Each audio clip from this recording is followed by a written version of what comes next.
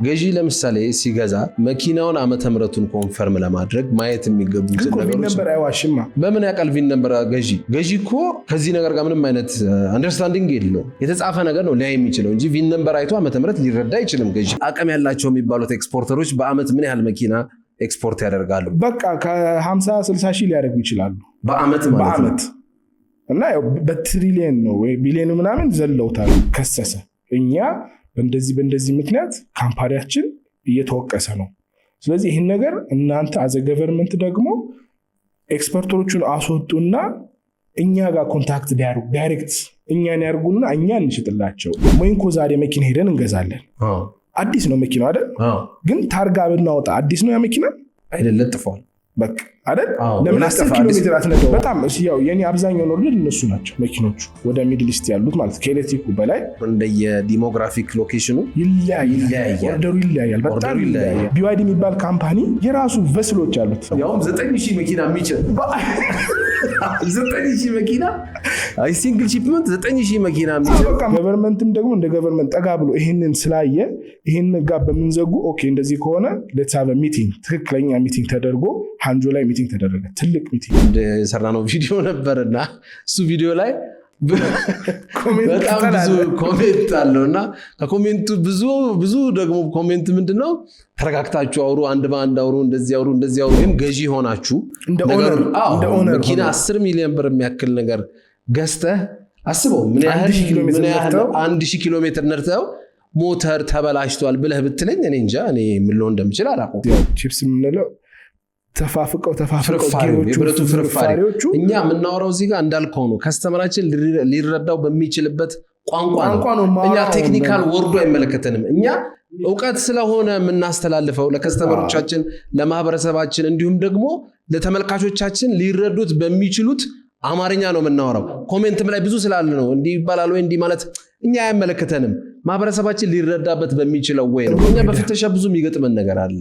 ሌታለውን አሁን ማይሌጁ ይቅርና ዓመተ ምህረቱ ላይ በጎን ያለው ፕሌት ላይ የሚለጠፉ ልጥፎች አሉ። ይሄ ማለት 2024 የሆነው መኪና ልክ 2025 እንደሆነ ተደርጎ ሊሸጥ የሚችል ባለፈው በፈረንጆች አቆጣጠር በ2025 በታሪካችን ለመጀመሪያ ጊዜ ቻይና ኤክስፖርት በማድረግ ጃፓንን የበለጠችበት አመት ነው። እዚህ ያለፈለት ስለ ቤሪንግ ላይ የሰበረው ቤሪንግ ነው። የሶስቱም ቤሪንጎች እዛ ጋር የነበረው ለምን መልቲፕላየር ስላለው ቶርክ መልቲፕላየር ጊሮች መልቲፕላየሮች ስላላቸው የነሱን ነው የሰበረው ስላቃተው። የሱ ቤሪንጉ እንደዚህ ወርዶ ዘይት እንኳን አልቦ ከሆነ እንዴት ይሄን አላበራም የሚል ነገር ተነሳና እናንተ የምታዩት መቅጠሙን ነው ወይ? ይሄ የምን ቤሪንግ ነው ሲጀመር? ይሄ የዚህን ቶርክ መቋቋም ይችላል ወይ? የመጀመሪያ ጥያቄ ሂቱን መቋቋም ይችላል? ቶፕ 100 ውስጥ ድራይቨር ውስጥ ገብቼ በጣም አሪፍ ትላይን ያለ ነው። ቶፕ 100 ማለት ግሎባሊ ነው ወይስ ቻይና ነው?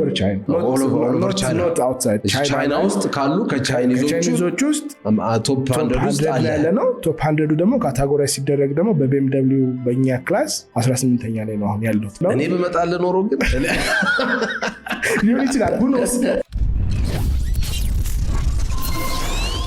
ሰላም ውድ የቻናላችን ቤተሰቦች እንኳን ወደ ኢትዮጵያ ዩቲዩብ ቻናል በሰላም መጣችሁ። እኔ ይስሐቅ ከድር ነኝ የኢትዮጵያ ፋውንደር ሲሆን ዛሬ ከማሜ ኒምቦ ጋር ቆይታ ይኖረናል። ከማሜ ኒምቦ ጋር የዛሬ ዓመት በሰራነው ፖድካስት ላይ ስለ ቻይና ስለነበረው ኤክስፒሪየንስ አጫውቶናል። እንዲሁም ደግሞ ቻይና የኤክስፖርት ፍላጎታቸውንና ኤክስፖርት ወዴት እየሄደ የነበሩትን ሴናሪዎች አጫውቶናል።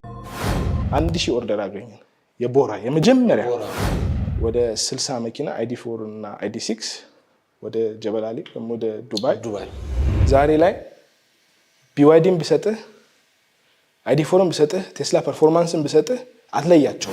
ራሽያ፣ ኡዝቤኪስታን፣ ካዛክስታን፣ ቱርክሜኒስታን፣ ቤላሩስ፣ ፒሽኬ ብዙ ከተሞች በተለይ ኒር ቱ ቻይና ብዙ ቦታዎች ኤክስፖርት ያደረጉን ነው።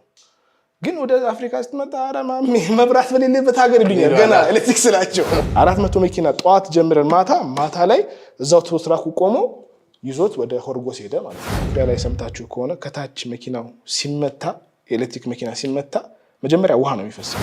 ዛሬ ደግሞ ከማሜ ኒምቦ ጋር በአንድ ዓመት በነበረን ሂደቶች ውስጥ ያሉትን ነገሮች እናነሳለን። እንዲሁም ደግሞ ቻይና የያዘችውን የዚህ ዓመት ስትራቴጂዋን የምናወራ ይሆናል። ምክንያቱም በ2026 ቻይና መኪና ኤክስፖርት 6 ወር እስካልሞላው ወይም 180 ቀን ሳይሞላው ኤክስፖርት እንዳይደረግ የተባሉትን ነገሮች አንስተን ምናወራ ይሆናል። ተከታተሉን። ማሜ ኒምቦን ለማታውቁት ማሜ ኒምቦ መሐመድ ክድር ይባላል፣ ወይም እኔ ወንድሜ ነው፣ አባትናት ወንድሜ ነው። ቻይና ነው ነዋሪነቱ፣ ኒምቦ ከተማ ይኖራል። በአመት እስከ 5000-6000 መኪና ድረስ ኤክስፖርት ያደርጋሉ ወደ ተለያዩ የዓለም ሀገራት። እንዲሁም ደግሞ ፕሮፌሽናል ኢንተርናሽናል ድራይቨር ነው፣ ሬሰር ነው። ስለዚህ ማሜ ኒምቦ እንኳን ወደ ቻናላችን በሰላም መጣ። እንኳን ደህና ቆያችሁ።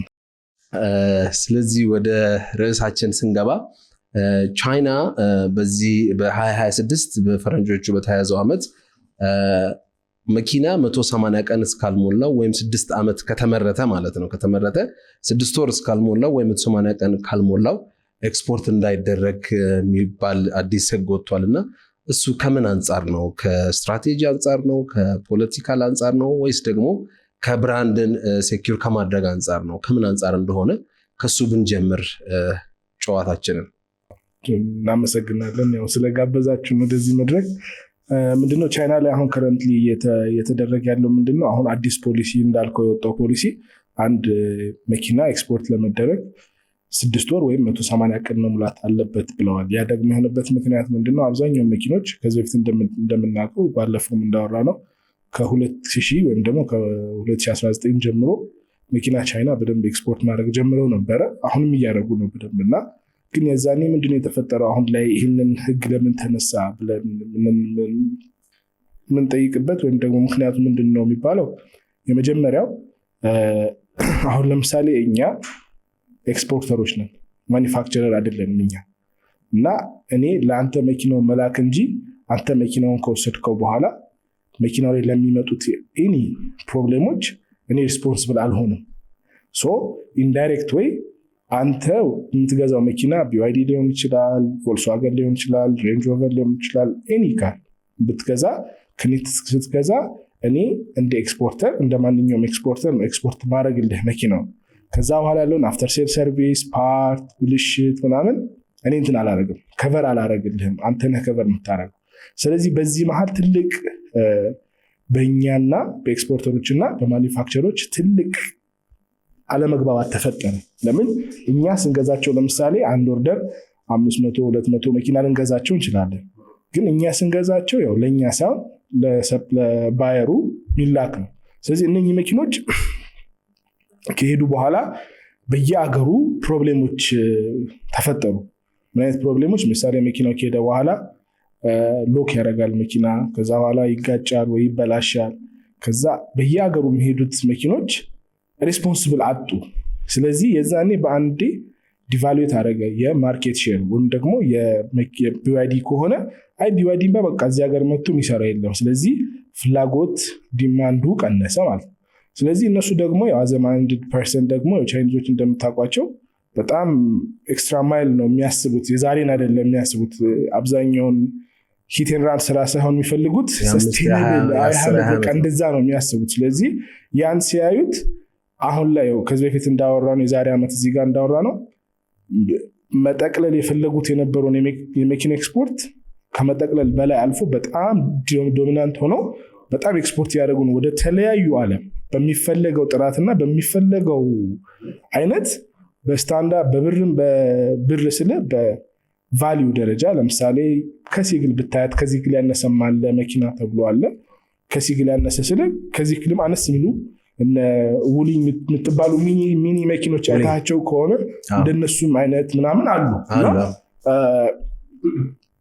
እነኚህ መኪኖች ምንድነው የሆነ ያለው ኤክስፖርት ከተደረጉ በኋላ ይሄንን እንትን ሳያገኙ ሲቀር አፍተር ሴልሱን ሳያገኙ ሲቀር ኮምፕሌን መምጣትም ጀመረ።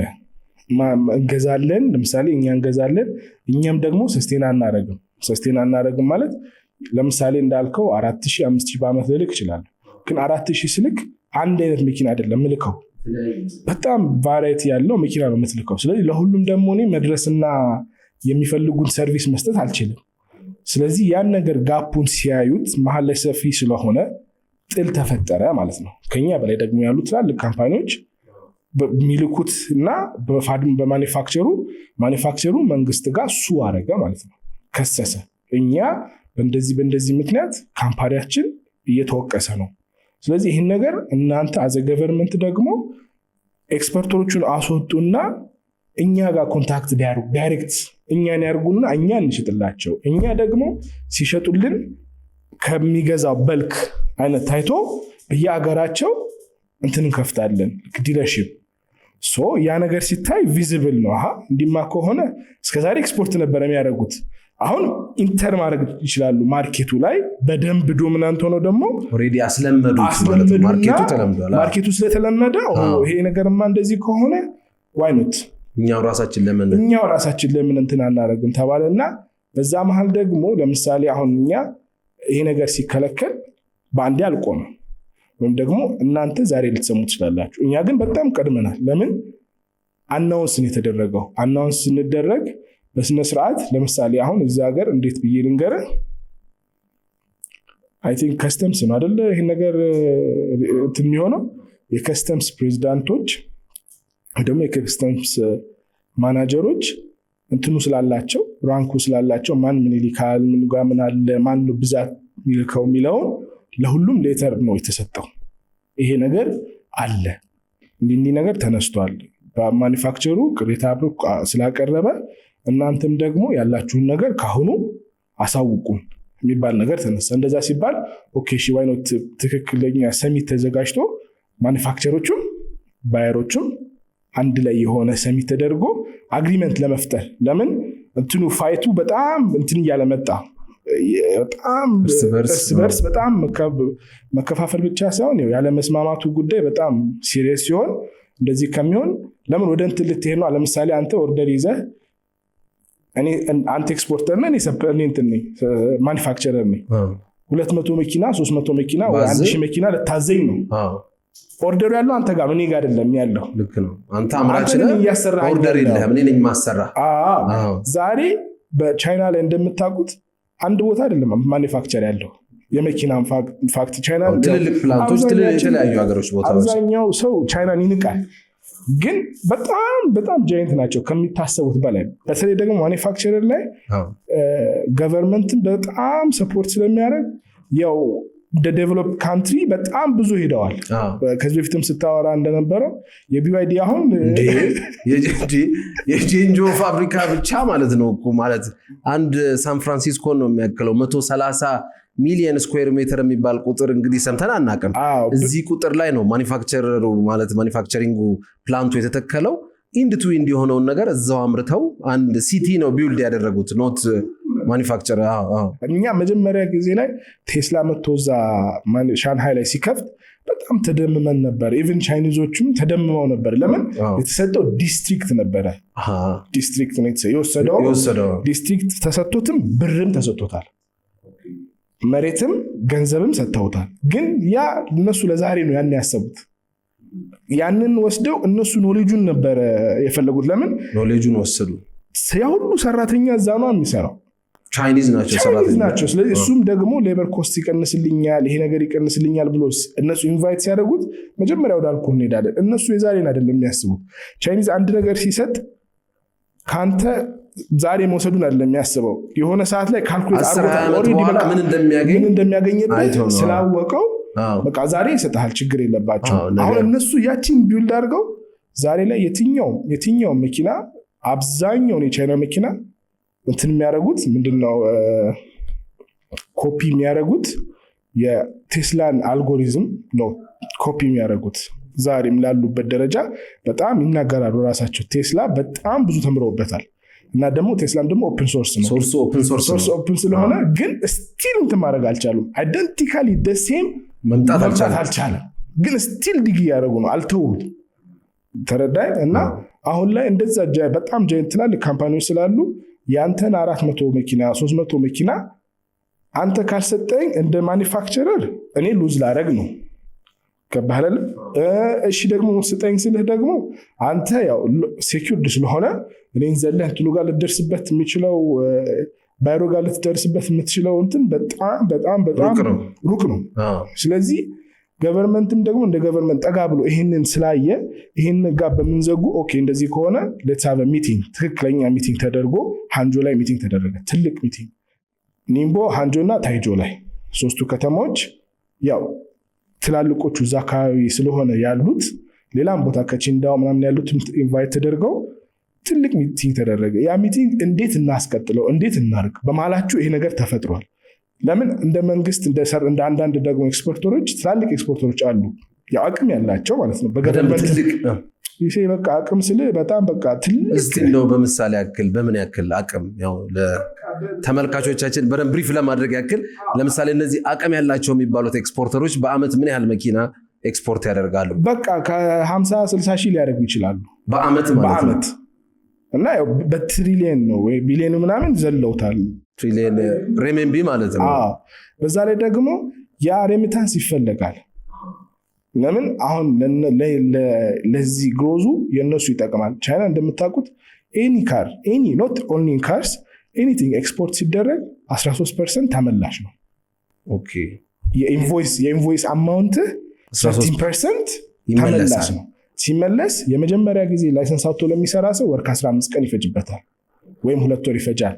till it gets to the system ወደ ሲስተሙ እስከሚያስገቡት ድረስ ያን ይፈጃል። ከዛ በኋላ ግን በጣም በቃ ማክሲመሙ 3 ሳምንት ነው። ኤክስፖርት ከተደረገ ከስተም ክሊር ዲክሌር ከተደረገ በኋላ 3 ሳምንት ተጠብቃለ የቺ 13% ትመለሳለች። ያ ግን ማለት አሁን አንተ ላይ ዋጋ አልጨምርም እኔ ኦሬዲ ስሰጥህ ያንን ሁሉ አካቶ አይደለም። አንዳንዴ ከራሳቸው ይጨምራሉ ያን 13%። ለምን ማርኬቱን እንትን ለማለት ማርኬቱን ፔኔትሬት አድርጎ ለመግባት አንተ ከታክሱ ከዛ ከ13% ጋር ስትሰጠኝ ማርኬት የኢሳቅን ማርኬት ወደ እኔ ለማምጣት እኔ ከራሴያችን 13% እጨምራለሁ። ለምን ስትመለስ የራሴ ስለሆነ የምትሆነው እጨምራትና ያንን ቀንሼ ስሸጥ አንተን በልሃለሁ ማለት ነው። ስለዚህ እንዲህ አይነት ነገሮች ስለነበሩ ያ ሁሉ ታይቶ መጨረሻ ኮንክሉዥን ላይ ምን ተመጣ? አይ እንደዚህ ከሆነ እኔ ማኒፋክቸሮቹ ችግር የለውም የምትልከውን ከተማ ወይ የምትልከውን አገር ስለማቅ ዳይሬክትሊ ሄጄ እከፍታለሁ። እኔ ስከፍት አንተ እንዳታስገባ ያደርጋል። አንተን መዝለል እችላለሁ እኔ።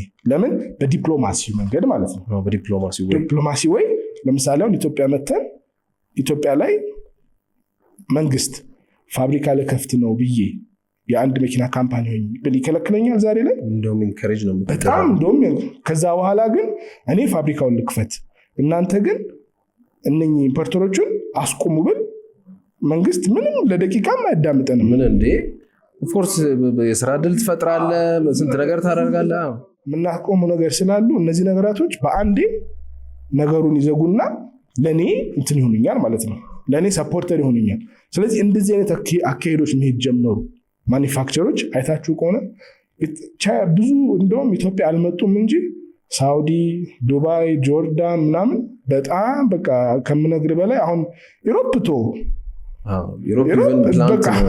ብላንቱን ለማለት ዶሚኔት አድርገው አሁን ላይ ዩሮፒያኖች እስኪፈሩ ድረስ ማለት በቃ አሁን የደረሱበት ደረጃ ፈርተዋል። ኦፍ ኮርስ በደንብ ፈርተዋል እንጂ በደንብ አሁን የደረሱበት ደረጃ አሁን ሰስቴን አድርጎ እየቆያሉ ትላልቆች ዩሮፕ ላይ የምናውቃቸው ቮልክስዋገን፣ ሜርሴዲስ እና አውዲ፣ BMW ምናምን ናቸው። ሰስቴን አድርገው ይህን ነገር ተቋቁሞ ለምን እነሱም ወደ እነሱ ላኪ ስለሆኑ when it comes to luxury ያው luxury እነሱ ጋር ስለሆነ እነሱም ስለሚፈልጉት በቃ እነሱ ናቸው የተወሰነ ያህል በጣም በቃ አሁን እንዴት ነው በጣም በቃ ከባድ ሁኔታ ላይ ነው ያሉት የነሱም የማርኬት ጉዳይ ማለት ነው። ለምን ሌክዠሪም ስንል ቻይኒዞች ደግሞ በሌክዠሪም በስፖርትም በምንም በቃ ሲቲ ካርም በየትኛውም በኤቭሪ ሴግመንት በሁሉም አምርተው በቃ ማርኬት ላይ ገቡ። አሁን ፋስተስት ምናምን ብለን እስከዛሬ ላምበርጊኒ ምናምን ስንል እነሱ በቢዋይዲ በዩኤቱ ሀገር ያንጓን በሱ ገቡ በኤሌክትሪክ መኪና ቶፕ ስፒድን ሪከርድ ሰበሩ።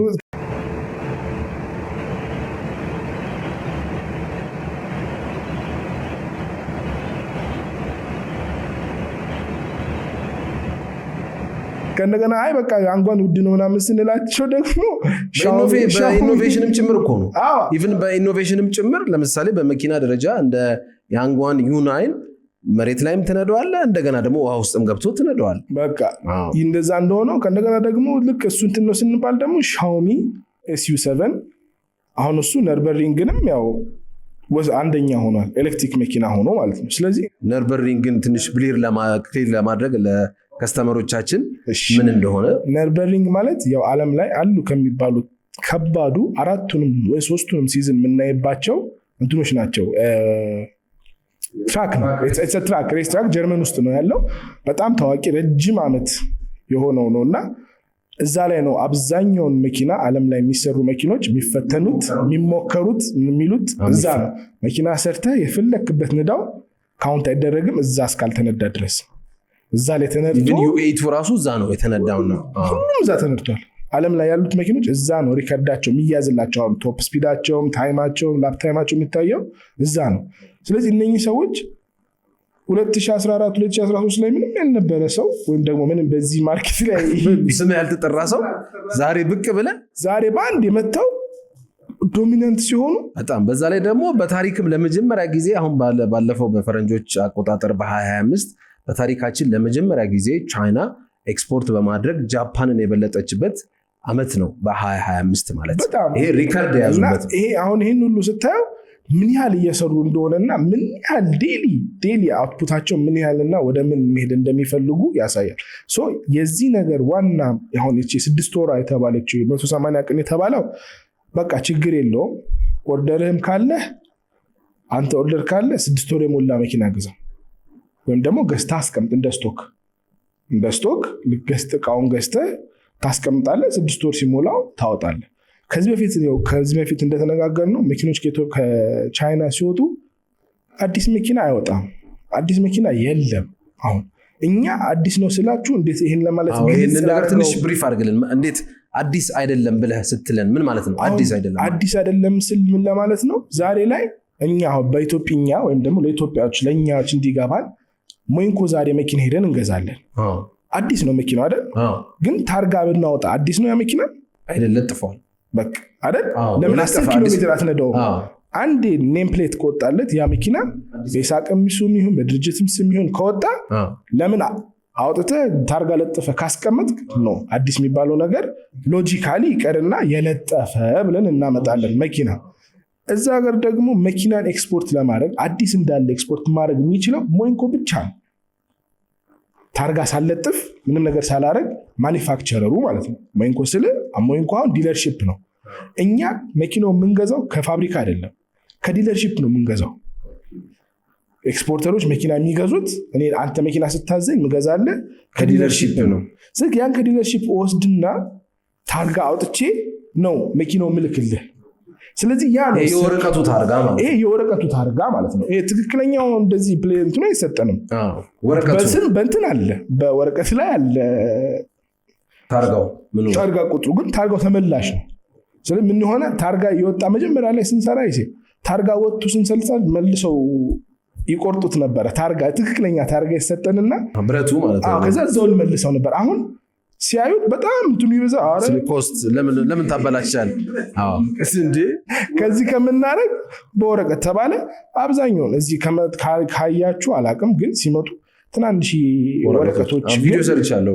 ያ ወረቀት ግንም ሆኖ ኢትስ ኖት ኤ4 ፔፐር ምናምን ሳይሆን ሊትራሊ ትሬስ የሚደረግ ኦሪጂናል የሆነ የራሳቸው አይደንቲፋይ ማድረግ የሚችሉበት ያ ነገር ፎርጅድ እንዳልሆነ ማለት ነው በውስጡ ያካተተ ተደርጎ የወጣ ወረቀት ነው። ያ እንደ ተላላፊ ወይም እንደ ወረቀት ተደርጎ ያቺ ፕሌት ስትኖር በዛች ፕሌት መሰረት እንትንን ታወጣለህ። ታርጋ ወጥቶለት ትጨርሳለህ። ከዛ በኋላ ታርጋው ከወጣ በኋላ ነው እኔ ኤክስፖርት ማድረግ የምችለው። ታርጋ ሳላወጣ ማለት ስሙ ስቲል አንደር ዲለርሺፕ ስር ስለሆነ መሐመድ ኤክስፖርት ማድረግ አይችልም። ስለዚህ መሐመድ ኤክስፖርት ላይሰንስ ስላለው መሐመድ ወደ ካምፓኒው ያመጣዋል። መጀመሪያ መኪናው ወደ ራሱ ካምፓኒ ያመጣውና መሐመድ ታርጋውን አውጥቶ ጨርሶ ኤክስፖርት ላይ ዶክመንት የሚያስፈልገውን ነገር አሟልቶ ነው የሚልከው። ይሄ ነው አዲስ መኪና ማለት። አሁን ለእኛ ሀገር አዲስ ነው። ቻይና ላይ ግን ሰከንድ ነው። እስከዛሬ ሰከንድ ተብሎ ነው ኤግዚት ፔፐራቸውን ባሳያችሁ እንዳለ ሰከንድ ነው እንጂ ኒው የለም። አሁን ልዩነቱ ገባረ። ኒው ማለት ቀጥታ ለምሳሌ BYD ቀጥታ አሁን ለሞይንኮ የሚሰጣቸው መኪና አዲስ ነው ማለት ነው። ከፋብሪካ ቀጥታ ዳይሬክት ፖርት ከፖርት ወደሚፈልግበት አገር ይሄዳል። እነሱ ኤክስፖርተር አሁን ስለሆኑ ከዚህም በፊት አሁን እስከዛሬ ፋክተሪዎቹ ምንድነው ኤክስፖርተር መሆን የፈለጉት ሲያዩት እነሱ ከሚሸጡት በላይ ኤክስፖርተሩ እየሸጠ ነው። ስለዚህ ኦልሬዲ አስለምዶላቸዋል። አሁን በቃ ማርኬቱን ለምዶልሃል፣ ኦል ኦቨር ዘ ግሎብ ለምዶልሃል። እኔም ራሱ ብገባ ማለት ለምሳሌ እኛ እዛ ጋር የምናተርፋት 500 $1,000 የምታተርፋት ምንድነው ማለት እኔ ለምን አላተርፈውም ይላል። እኔ ፋብሪካ አምራች ሆኜ ምን ሆኜ ለምን ሰው ከኔ ይገዛኝም ይላል። መጀመሪያ ግን አይቻልም ነበር ሄዶ መግዛት። ይሄው ፋብሪካ ሄደ ለምሳሌ እሺ ዛሬ እኔ አሁን ለምሳሌ እንደምታውቁት ወደ ሚድል ኢስት ሲላኩ ወደ ሚድል ኢስት መኪና ሲላክ አብዛኛውን ሃይብሪዶች ነው የሚላኩት። ቶዮታ ሊቪን፣ ኮሮላ ክሮስ አሁን በቶዮታ ደረጃ አሁን በጣም ቻይኒዝ ደግሞ ማርኬቱን በደንብ ዶሚኔንት ያደረገችው በእነሱ መኪኖች ነው። በየትኞቹ? በቶዮታ ክሮስ ቶዮታ ክሩዝ ሃይብሪድ አለ አይደለ? ከዛ ኮሮላ ራሱ ሆኖ ሃይብሪድ አለ 1.8 ሃይብሪድ አለው። ከዛ ቶዮታ ደግሞ ሊቪን የምትባል ደስ የምትል ከኮሮላ ትንሽ አነስ ሲሚላር ግን በቃ መብራቱም ይለያል ምናምን በጣም አሪፍ መኪና ነው። በጣም ያው የኔ አብዛኛው ኦርደር እነሱ ናቸው መኪኖቹ ወደ ሚድል ኢስት ያሉት ማለት ከኤሌክትሪኩ በላይ እነሱ እንደየማርኬት ሴግመንቱ ኦር እንደየዲሞግራፊክ ሎኬሽኑ ይለያያል። ኦርደሩ ይለያያል፣ በጣም ይለያያል። እሱንም ትንሽ ብሪፍ ብታረግልን። ለምሳሌ ወዴት ሀገር ምን መኪና ነው የምትልኩት? እንዲሁ ለተመልካቾቻችን ለጠቅላላ እውቀት ስለሚረዳ። አሁን ለምሳሌ ወደ ራሽያ ብንሄድ ራሽያ ሁሉንም ይጠቀማሉ ግን ሁሉንም ማለት ቮልክስዋገን ሴግመንት ላይ ኢቪ እና ሃይብሪድ ፔትሮል የሚለውን ነው ሶስቱንም ይጠቀማሉ። ራሽያ ሃይብሪዱንም ይወስዳሉ። እንደኛ ሀገር እንትን የለባቸውም፣ ሪስትሪክሽን የለባቸውም። ቤንዚን መኪና ታምጡ ምናምን የሚባል ነገር ስለሌለ ሁሉንም ይወስዳሉ። ቻንጋን በጣም ይሄዳል። ቻንጋን አሪፍ መኪኖች ያላቸው ከፍ ሲል ዩኒት 1 ዩኒት የሚባሉ መኪኖች አሉ። እነሱ በጣም ይሄዳሉ። ከዛ በኋላ ቢዋይዲም በደንብ ይሄዳል። ቮልክስዋገን ይሄዳል። ከዛ ሌግዠሪዎቹ ይሄዳሉ። የቻይኒዝ ሌግዠሪዎቹ ሆንቺ አሁን በጣም በቃ መጀመሪያ ላይ እኔ ብዙ ወደ ራሽያ ላክ ነው ሆንቺ ነው። ሆንቺ ምን አለ 3-4 አይነት አላቸው። እንደ ሮልስ ሮይስም አድርገው እንደ ፋንተም አድርገው ረጅም ያመጡት አለ። ከዛ ደግሞ ስኬሌድ እንደ ጎስት ሮልስ ሮይስ ጎስት ደግሞ ተደርጎ የመጣ አለ እና እነኚህ ስታያቸው ሌግዠሪ ቻይና ላይ ውዶቹንም ይገዛሉ ራሽያ። ለምን? አብዛኛውን ቅርብ ስለሆነ ያው ለሐረካትም ስለሚመች መኪኖቹ በጣም እንትን አይደሉም። ቱ ቢ ኦነስት መኪኖች ሆንቺ ኢትስ ዘ ሜስት እንጃ ስቲል ናው እንትናቸው ውስጣቸው ኢትስ ኖት አሪፍ ታፕ ሴሪያቸው ሲስተማቸው ምናምን ሌሎች የቻይኒዝ ብራንዶች በጣም ይበልጧቸዋል። አሁን ድረስ ስቲል የተሻሻሉ ነው ግን ገና ናቸው። እንዳጃመራቸው አይደለም። ይንቋቋል ውስጣቸው ምናምን ጥሩ እንትን የላቸውም። እኔ ለሰው አድቫይዝ አላደርግም። አሁን ኢትዮጵያ ላይ ሆንጂን አድቫይዝ አላደርግም። በጣም ይለያል መኪናው። ከዛ ልክ ከራሽያ ወጥተህ ራሽያ ቦርደር ጋሉት እንደዚህ ናቸው። ቮልክስዋገን በጣም ይሸጣል። አሁን ቮልክስዋገን አይዲ ምናምን ሲሆን ቦራ ጎልፍ በጣም ይሄዳል። አሁን ደግሞ ጎልፍ ኢጅፕት በጣም በቃ የሆነች መኪናቸው ናቸው። ጎልፍ ማለት ነው ቮልክስዋገን ጎልፍ። አሌክሳንድራ በቃ አሌክሳንድሪያ ይባላል የነሱ ፖርታቸው። እዛ በደንብ ይላካል። ቲሮክ ትንሽ አለች ክሮስኦቨር ኤስዩቪ ቲሮክ እና ጎልፍ በጣም ይፈለጋሉ። ከዛ የጂሊ ደግሞ 1.5 መኪና አለ ፔትሮል። እነሱም ግብፅ በጣም በቃ ይወዷታል እሷን መኪና። አልጄሪያም እንደዛው በጣም ይሄዳሉ እነኚህ መኪኖች ማለት ነው ወደዚህ። አሁን ኤሌክትሪክም ፔትሮልም ስለሚወስዱ ማለት ነው። ከዛ ሃይብሪዶች ደግሞ በብዛት የሚሄዱት ወደ ሚድል ኢስት ነው። እኔ ለምን እንደሆነ አይገባኝም። አሁን ሚድል ኢስት ኢቪውን ሞር ስላልተቀበሉት ሊሆን ይችላል። ያው ሚድል ኢስት ስንል ትልቁ ከሚድል ኢስት መኪና ኢምፖርተር ያው እንደምናውቀው ዱባይ ነው። ዱባይ ግን ኢትስ ኖት ፎር ዴር ፒፕል። ዱባይ ማለት ትልቅ ደግሞ የኤክስፖርት ማርኬት ቦታ ናት። ስለዚህ አሁን እነሱ ጋር አዊር ሳይሆን ጀበል አሊ ነው መኪና የሚቀመጠው። አዊር ኢትስ somewhere that you can go and find a car to buy ለመግዛት እንጂ የሚቀመጠው ጀበል አሊ ነው። ጀበል አሊ ማለት ፖርታቸው ነው የነሱ ፖርት። ስለዚህ መኪናቸው አብዛኛውን ለምሳሌ እኔ አሁን ኢራቅ ምልከው መኪና ዳይሬክት ኢራቅ ኡምቃሰር ይባላል። አሁን ሪሰንት የተጀመረው ማለት ቻይኒዞች በጣም ይባላል ስሙ አንተ ኡምቃሰር UMM QRSR እና ይሄ ሀገር መጀመሪያ ዳይሬክት አይቻልም ነበረ ከቻይና ኢራቅ ማለት ነው። አሁን እኮ እኔ በጣም በቃ የቻይና እንትን በጣም ያው በቃ እንደ ፊልም ራሱ ይመስለኛል። አሁን ስትራቴጂ በጣም ጃይል ሲራመዱ ልኩ ነው የሚራመዱት። መጀመሪያ ቼክሜት ነው በቃ መጀመሪያ መረዳት ነው። አንተን በማያቅሙድ ማየት ነው በቃ አንተን ምን እየሄደ ነው ወዴት እየሄደ ነው። አሁን whether you believe me or not BYD የሚባል ካምፓኒ የራሱ ቨስሎች አሉት እንትኑን ስላልቻለው ያውም 9000 መኪና የሚጭን 9000 መኪና ሲንግል ሺፕመንት 9000 መኪና የሚጭን በቃ ማለት አንድ ሺፕመንት 9 እኔ ማውቀው እንግዲህ እኛ ስንልክ ይስምናውቀው አሁን ሌሎ ኮስኮ ምናምን የሚጭኑት ከ4000 እስከ 4500 ማክሲመም 5000 ነው የሚጭኑት። እነሱ ያን ፊዚክስ አይተው አይ ይሄማ አይበቃንም 5 ስንት ሊመላለስ ነው እንደዛ ከሚሆን እስቲ ማክሲመም እንጠቀም እሺ በቃ 9000 ችሏል ይመረት። አሁን ያንን አድርገው የራሳቸው ቨስሎች በፊት አሁንም ድረስ እንደምናውቀው ኢንተርናሽናል MSC ብዙ እንትኖች አሉ መርከብ ድርጅቶች አሉ። እነኚህ መርከብ ድርጅቶች አልበቋቸውም። የማንን አልበቃቸውም? የኤክስፖርተሩን መላክና የፋብሪካውን ሚት ማድረግ አልቻሉም። ለምን ኦርደር እየዘገየ መጣ። እኔ አሁን ኦርደር እንዳልከው አንተ አሁን እንደ ኤክስፖርተር ከኔ 500 ወይ 1000 መኪና ልትወስድ ነው ልትገዛ ነው የምትወስደው። አብዛኛውን ሀገር እንትን አይጠቀሙም፣ ኮንቴነር አይጠቀሙም። ኮንቴነር ለምንድነው የማይጠቀሙት? አንድ በትራንስፖርት ጊዜ ብዙ እንትኖች ይፈጠራሉ፣ መሰበር በኮንቴነር ሲሆን ሮሮ ግን ሲሆን ኢንደስትሪያል ፓርኪንግ ሎት አይታጣቅም። በቃ እኔ ባሳየ ኢንሻአላህ ወደፊት ቻይና አሁን ስትመጣ ፖርት ውስጥ ድረስ አስገብቼ አሳይሃለሁ። እኔ መርከቡ ላይ መስለኝ ወላሂ ትክክለኛ በስትክክል የተሰራ ፓርኪንግ ሎት ነው መርከቡ በቃ ደንበኛ ፓርኪንግ ሎት ነው። እና በስነ ስርዓት መኪኖቹ ይገባሉ፣ ይታሰራሉ፣ ማሰሪያ ሁኩክ ተደርጎላቸዋል። ቦታው ፓርክ የሚያደርጉበት ቦታ ላይ አላቸው፣ በቃ ሰልፍ አላቸው። በዛ ሰልፍ ገብተው በስነ ስርዓት ተደርገው ይሄዳሉ። እንትኑ ሲደርስ ፖርቱ ሲደርስ በሩ ይከፈታል፣ እየተነዱ ይወጣሉ። ሄደው እንደዛው ፖርት ላይ ይቆማሉ ማለት ነው። ከሴፍቲ አንጻር ግን ይሄ የተሻለ ይመስለኛል ኮንቴነሩ። ምክንያቱም እኛ ሀገር የሚመጡ ብዙ መኪኖች ያው እኛ ፍተሻም ላይ ስንወጣ ስለምናያቸው ብዙ ጊዜ ከፊት ለፊት ኮፈን እና ከኋላ እንደዚህ አንዳንዴ ከላይ ሰልፉ እንዲህ አይነት ነገሮች ምታለው እና መኪኖች አሁን ሲጫኑ በኮንቴነርና ሮሮ መሆኑ አድቫንቴጁም ያለው ምን ጋር ነው? እንደነገርኩ ያው አሁን አንተም እንዳልከው መስቶት ይሰበራል ወይ ኮፈኑ እንትን ይላል፣ ትንሽ ሊመታ ይችላል።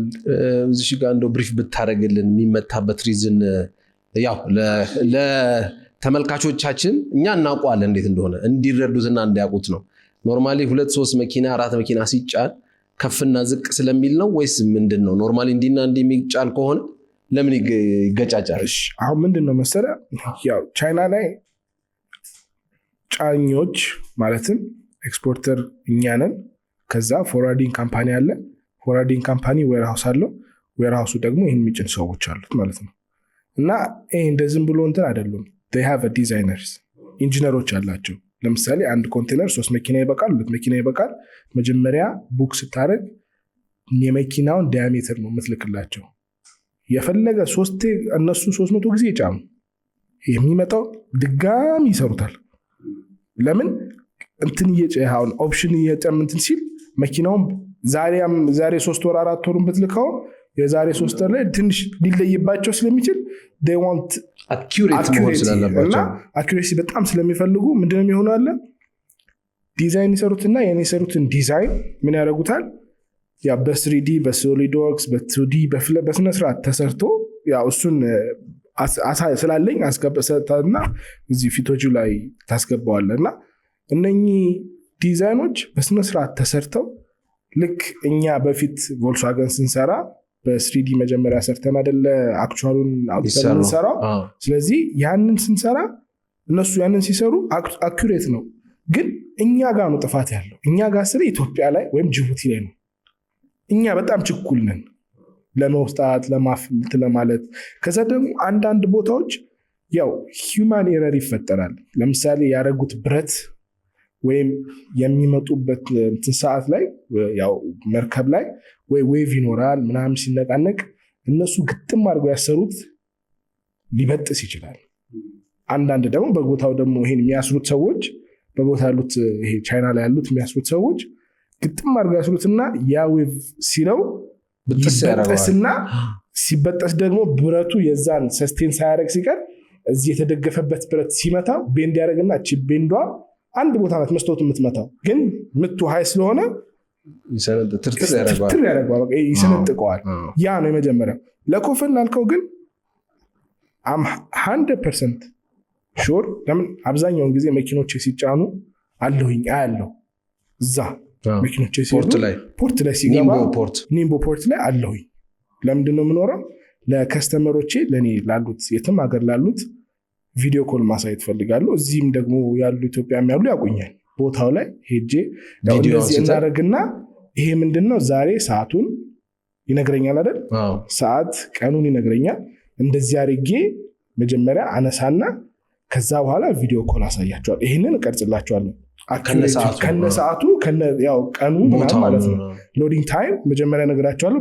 ከዛ በኋላ ቦታው ላይ ሄጄ ያው እቃችሁ የተጫነ ነው ይሄን ያለው ብዬ አብዛኛውን ጊዜ ስለሚሄድ የኔም ሰራተኞች ስለሚሄዱ ያንን ነገር እኛ ስንጭ ነው ምንም ነገር አልተፈጠረም።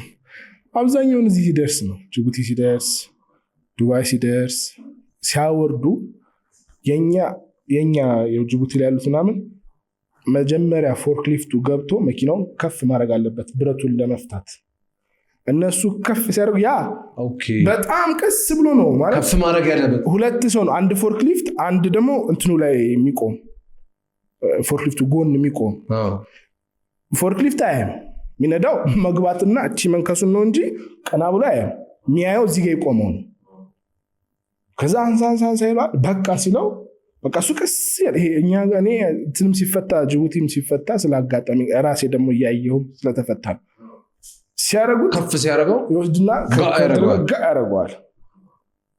በቃ ይባላል። ከዚህ ሲመታው ነው በቃ የምትባለው በነካ በለው ገባ። ትንሽ ከፍ ተደርጎ ግን መሰራት ይችላል። ስለዚህ ትንሽ እሷን ተረጋግተን ብናረገው እሱ ጥፋት አይጠፋም። አብዛኛው ግን የመስታወት መሰበር ምናምን በዚህ ሁኔታ ነው ያለው።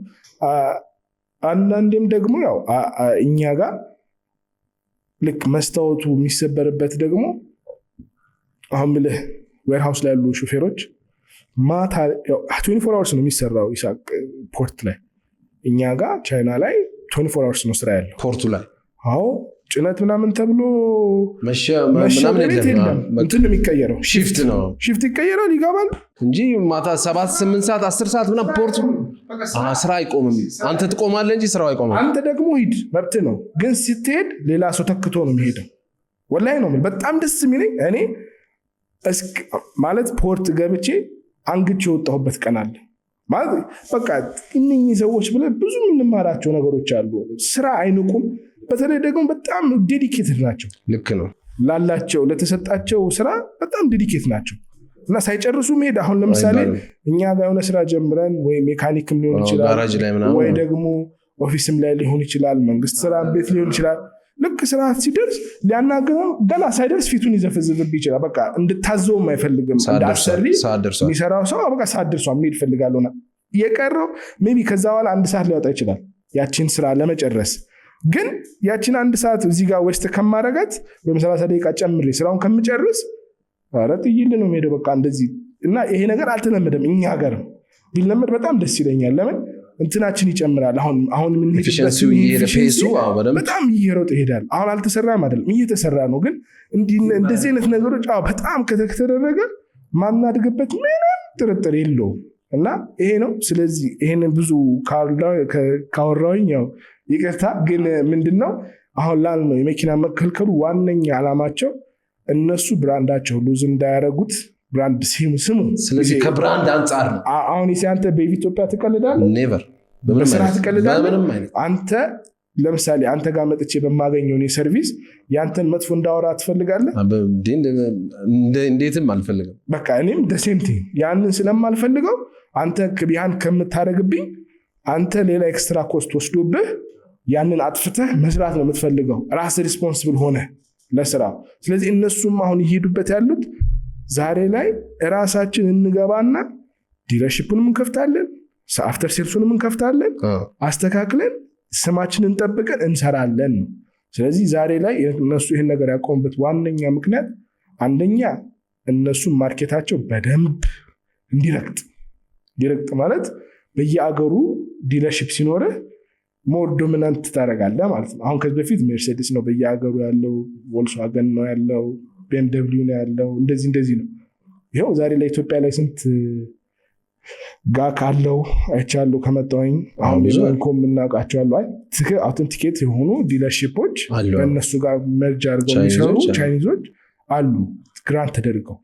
ስለዚህ ለሌላውም ትንሽ ቢከፈት እነኚህ ሰዎች አይቀርም ማለት አሁን ከዚህ በኋላ የኛም እዚህ ያለ ስትራቴጂዎች ኢትዮጵያ ላይ ያሉ ነገሮች እየተቀየሩ ስለሆነ ዲለርሺፕ የምትባለዋ ነገር መስት ሆና ረግጣ ትሄዳለች። ያ በመሆኑ አምጪውም ኢምፖርተሩም ተጠቃሚ ነው፣ ባየሩም ተጠቃሚ ነው፣ መንግስትም ተጠቃሚ ዊን የሆነ በቃ 50-50 የሆነ ለሁሉም ሰው የሆነ ለምን ዛሬ እኛ እንደ አስመጪ ደግሞ እንደ ኤክስፖርተር እዚህ ጋር መኪና ስልክለት ዛሬ ሰውየው እንትኑን አያገኝም ነበረ። አፍተር ሴልስ ያለውን ቢበላሽበት የሆነ ነገር ቢሆንበት ማንም ያስተካክልለት የለም። ግን አገሩ ላይ ሲኖር ግን ምን ይሆናል?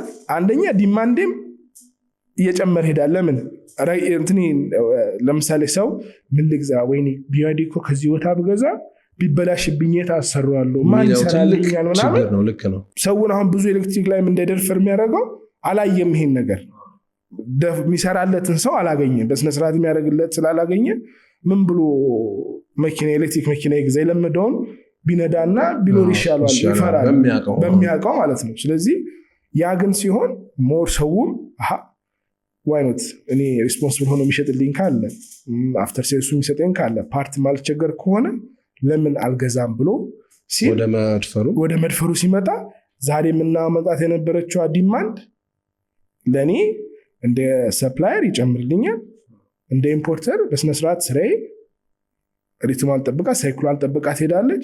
ባየሩም ደግሞ ደስተኛ ሆኖ እዚህ ቦታ ይህን አገኛለሁ ብሎ ደስተኛ ሆኖ መጥቶ ይገዛል፣ ይሰራል ማለት ነው። ስለዚህ ያላቸው ዋና ስትራቴጂ ተኦልኒቲ ይሄ ነው። ሌላ ምንም የተለየ ነገር አግኝተው ወይ ደግሞ ሌላ ነገር ሳይሆን በጣም ማደግ ይፈልጋሉ። ዛሬ ካሉበት በጣም ዓለምን በመኪና መቆጣ አሁን ቻይና የቻይና እቃ የት የለም ሁሉ ቦታ ማለት ስትገለብጠው ሜድ ኢን ቻይና። አሜሪካ ሜደህ እኮ ነው። አሜሪካ ሜደህ እቃውን ብታየው ፕራይሱ ይለያያል እንጂ ሜድ ኢን ቻይና ነው። ሜድ ኢን ቻይና ነው። አሁንም በመኪናም ያችን ፈልገዋል። የሁሉም ቤት መግባት ፈልገዋል። they don't choose ሀብታም ደሃ እንደዚህ ሁሉም ቤት መግባት ፈልገዋል። ስለዚህ በዚህ ማይንድ ስቴፕ ስለሆነ የሚሄዱት ለሚሰጡት ሪስፖንሲብል ሆኖ መሄድ ስለሆነ የሚፈልጉት በዛ አላማ ብቻ ነው ያን ያረጉት። በዛ መሀል ሌሎችም ቻይናዞች ደግሞ ጥሩ የሚሰራውም እንዳለ መጥፎ የሚሰራም ስላለ አሁን አጋጥሟችሁ ከሆነ አላቅም ሰከንድ አንድ መኪኖች የተነዱ መኪኖች ይመጣሉ፣ እዚህም ይላካሉ። ሰውየው አውቆት ሲላክ አይላክ ሰውየውና አላህ ነው የሚያውቁት። እኛ አናቅም፣ ግን ተሸውዶ የሚመጣም አለ።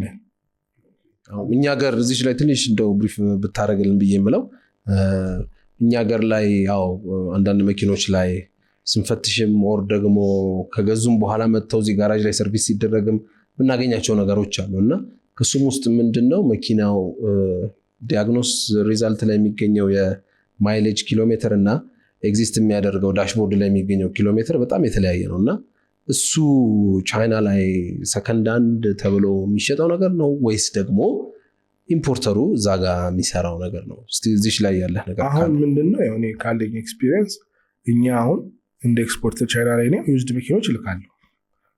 ላይክ ሪሊ ዩዝድ ካር ኖት ዘ ዋን አሁን እንደዚህ ሳይሆን የተነዱ 50,000 60,000 ከ50,000 ብዙ ከበለጠ ብዙ አይፈልጉም የሚገዙት ሰዎች። እነኚህ ደግሞ መኪኖች የሚሄዱት ወደ ኢትዮጵያ ሳይሆን አሁን ይሄ ሄደው ጆርዳን ይሄዳል፣ ኢጅፕት ይሄዳል፣ ወደ አሁን ወደዚህ ወደ አፍሪካ ወደ ሚድል ኢስት ስንመጣ ይሄዳሉ። አሁን ደግሞ በቅርብም አፍሪካዎች ኤሌክትሪክ የሆኑ ናቸው ወይስ ኤሌክትሪክም ፔትሮልም። አሁን ደግሞ ናይጄሪያዎቹም ኡጋንዳዎቹም ጀምረዋል ሰከንድ ሃንድ ካር። ቻይና ላይ ማርኬቱ ሰከንድ በጣም ርካሽ ስለሆነ ሰከንድ ነው። አሁን ኢትዮጵያ አልহামዱሊላህ ተሻሽላለች። ትጀምራለህ። ከዚህ በፊት ዓመተ ምህረት ነበር የምናወራው፣ አሁን ኪሎ ሜትር ነው። ዛሬ እንትን ነው እንጂ ወር ነው። አሁን 2025 ስንተኛ ወር ትባላለህ። ከዚህ በፊት ግን 2005 ይሁን ችግር የለውም ነው፣ 2024 ችግር የለውም፣ 2023 አሁን ግን ዲማንዱም ኮምፒቲሽን ስለመግባትም የሚችልበትም ደግሞ ደረጃ አለው እንጂ በቃ ሊሚት አለው። ወደ ሀገራችንን መግባት የሚችልበት በኪሎ ሜትርም ሬንጅ አለው። በአመተ ምህረትም 2 ዓመት ከ4000 ኪሎ ሜትር በላይ መግባት አይችልም። ፕላስ ደግሞ 2 ዓመት ያለፈው 2 ወይ 3 ዓመትም ከሞላ ነው መግባትም አይችልም። አዲስም ቢሆን አይችልም። ዜሮም ሆኖ ያን ያለ ተመልካቹ ማወቅ ያለባቸው መግባት አይችልም። ይሄንን ክሊር ለማድረግ ያክል ሀገራችን ላይ 2 ዓመት 3 ዓመት የሞላው መኪና ከሆነ መኪናው 00 ቢሆንም መግባት አይችልም። እንዲሁም ደግሞ ከ4000 ኪሎ ሜትር በላይ የተነዳ ከሆነ ወደ ሀገራችንም መግባት አይችልም። ይሄ በህግ የተቀመጠ በዛ ማዕቀፍ ስር ያለ ነው። ከስተምስ ላይ ያለ አሰራር ከስተምስም ማንም አይሰጥም ፐርሚት ለማስገባት ማለት ነው። እና አሁን ግን ምንድነው እኔም ሰምቻለሁ፣ አሁን ያነሳውን ጥያቄ ሰምቻለሁ። ኧረ ማሜ ምንድነው መኪና እንደዚህ የተደረገ ነው? ያው እንትናቸው ላይ ካሳቸው ላይ ልክ በዲያግኖስ የሚያወጣውና ዲስፕሌይ ላይ ያለው አንድ አይሆንበትም። እና ምንድነው ሲባል ያው አላቅም። አሁን ላይ ይሄ ኢምፖርተሩም እንደዛ አምጥቶ ቀይሮ አጠንጥኖ ሽጦ ነው ወይስ እሱ ራሱ ቻይኒዞቹ ሲልኩለት? ለምን አሁን ምን አለ በቃ አንተ ሳትሄድ መኪና የሚጭንልህ ካለ በቃ ይጫንልሃል ምናምን ተብሎ ለምን ቻይኒዞች አሉ ይሄን የሚሰሩ። ሁሉም ኦነስት አይደለም፣ ሁሉም እንትላል። ያም ሰው ሆኖ ሊሆን ይችላል፣ የሚመጣለት ሰው ሆኖ ሊሆን ይችላል፣ ኤክስፖርተር ከሚያደርግለት ሸውዶት ሊሆን ይችላል፣ ወይም ደግሞ ኤክስፖርተሩም ይሄን አምጥቶ ይሆናል። ሁኖስ አናውቅም። ግን እዚህ ላይ በደንብ መጠራት ያለበት ነገር ኢምፖርተሩም መኪና ሲገዛ ለራሱ ከሆነ 100,000 ሜትር እንዳምጣ እንደኔ እንትን ለራሱ ከሆነ ግን ኢምፖርተር ሆኖ ለገበያ ለኮሚኒቲ የሚያመጣ ከሆነ ተጠያቂ መሆን አለበት ይሄን የሚያመጣ ሰው። ለምን እነሱ ሲሸጡ ዩዝድ ብሎ አይደለም አይደል እየሸጡ ያሉት፣ አዲስ ነው። በፍተሻ ነው ያልከኝ፣ አዲስ ሆኖ ማለት ነው። አዲስ ተብሎ እኛ በፍተሻ ብዙ የሚገጥመን ነገር አለ።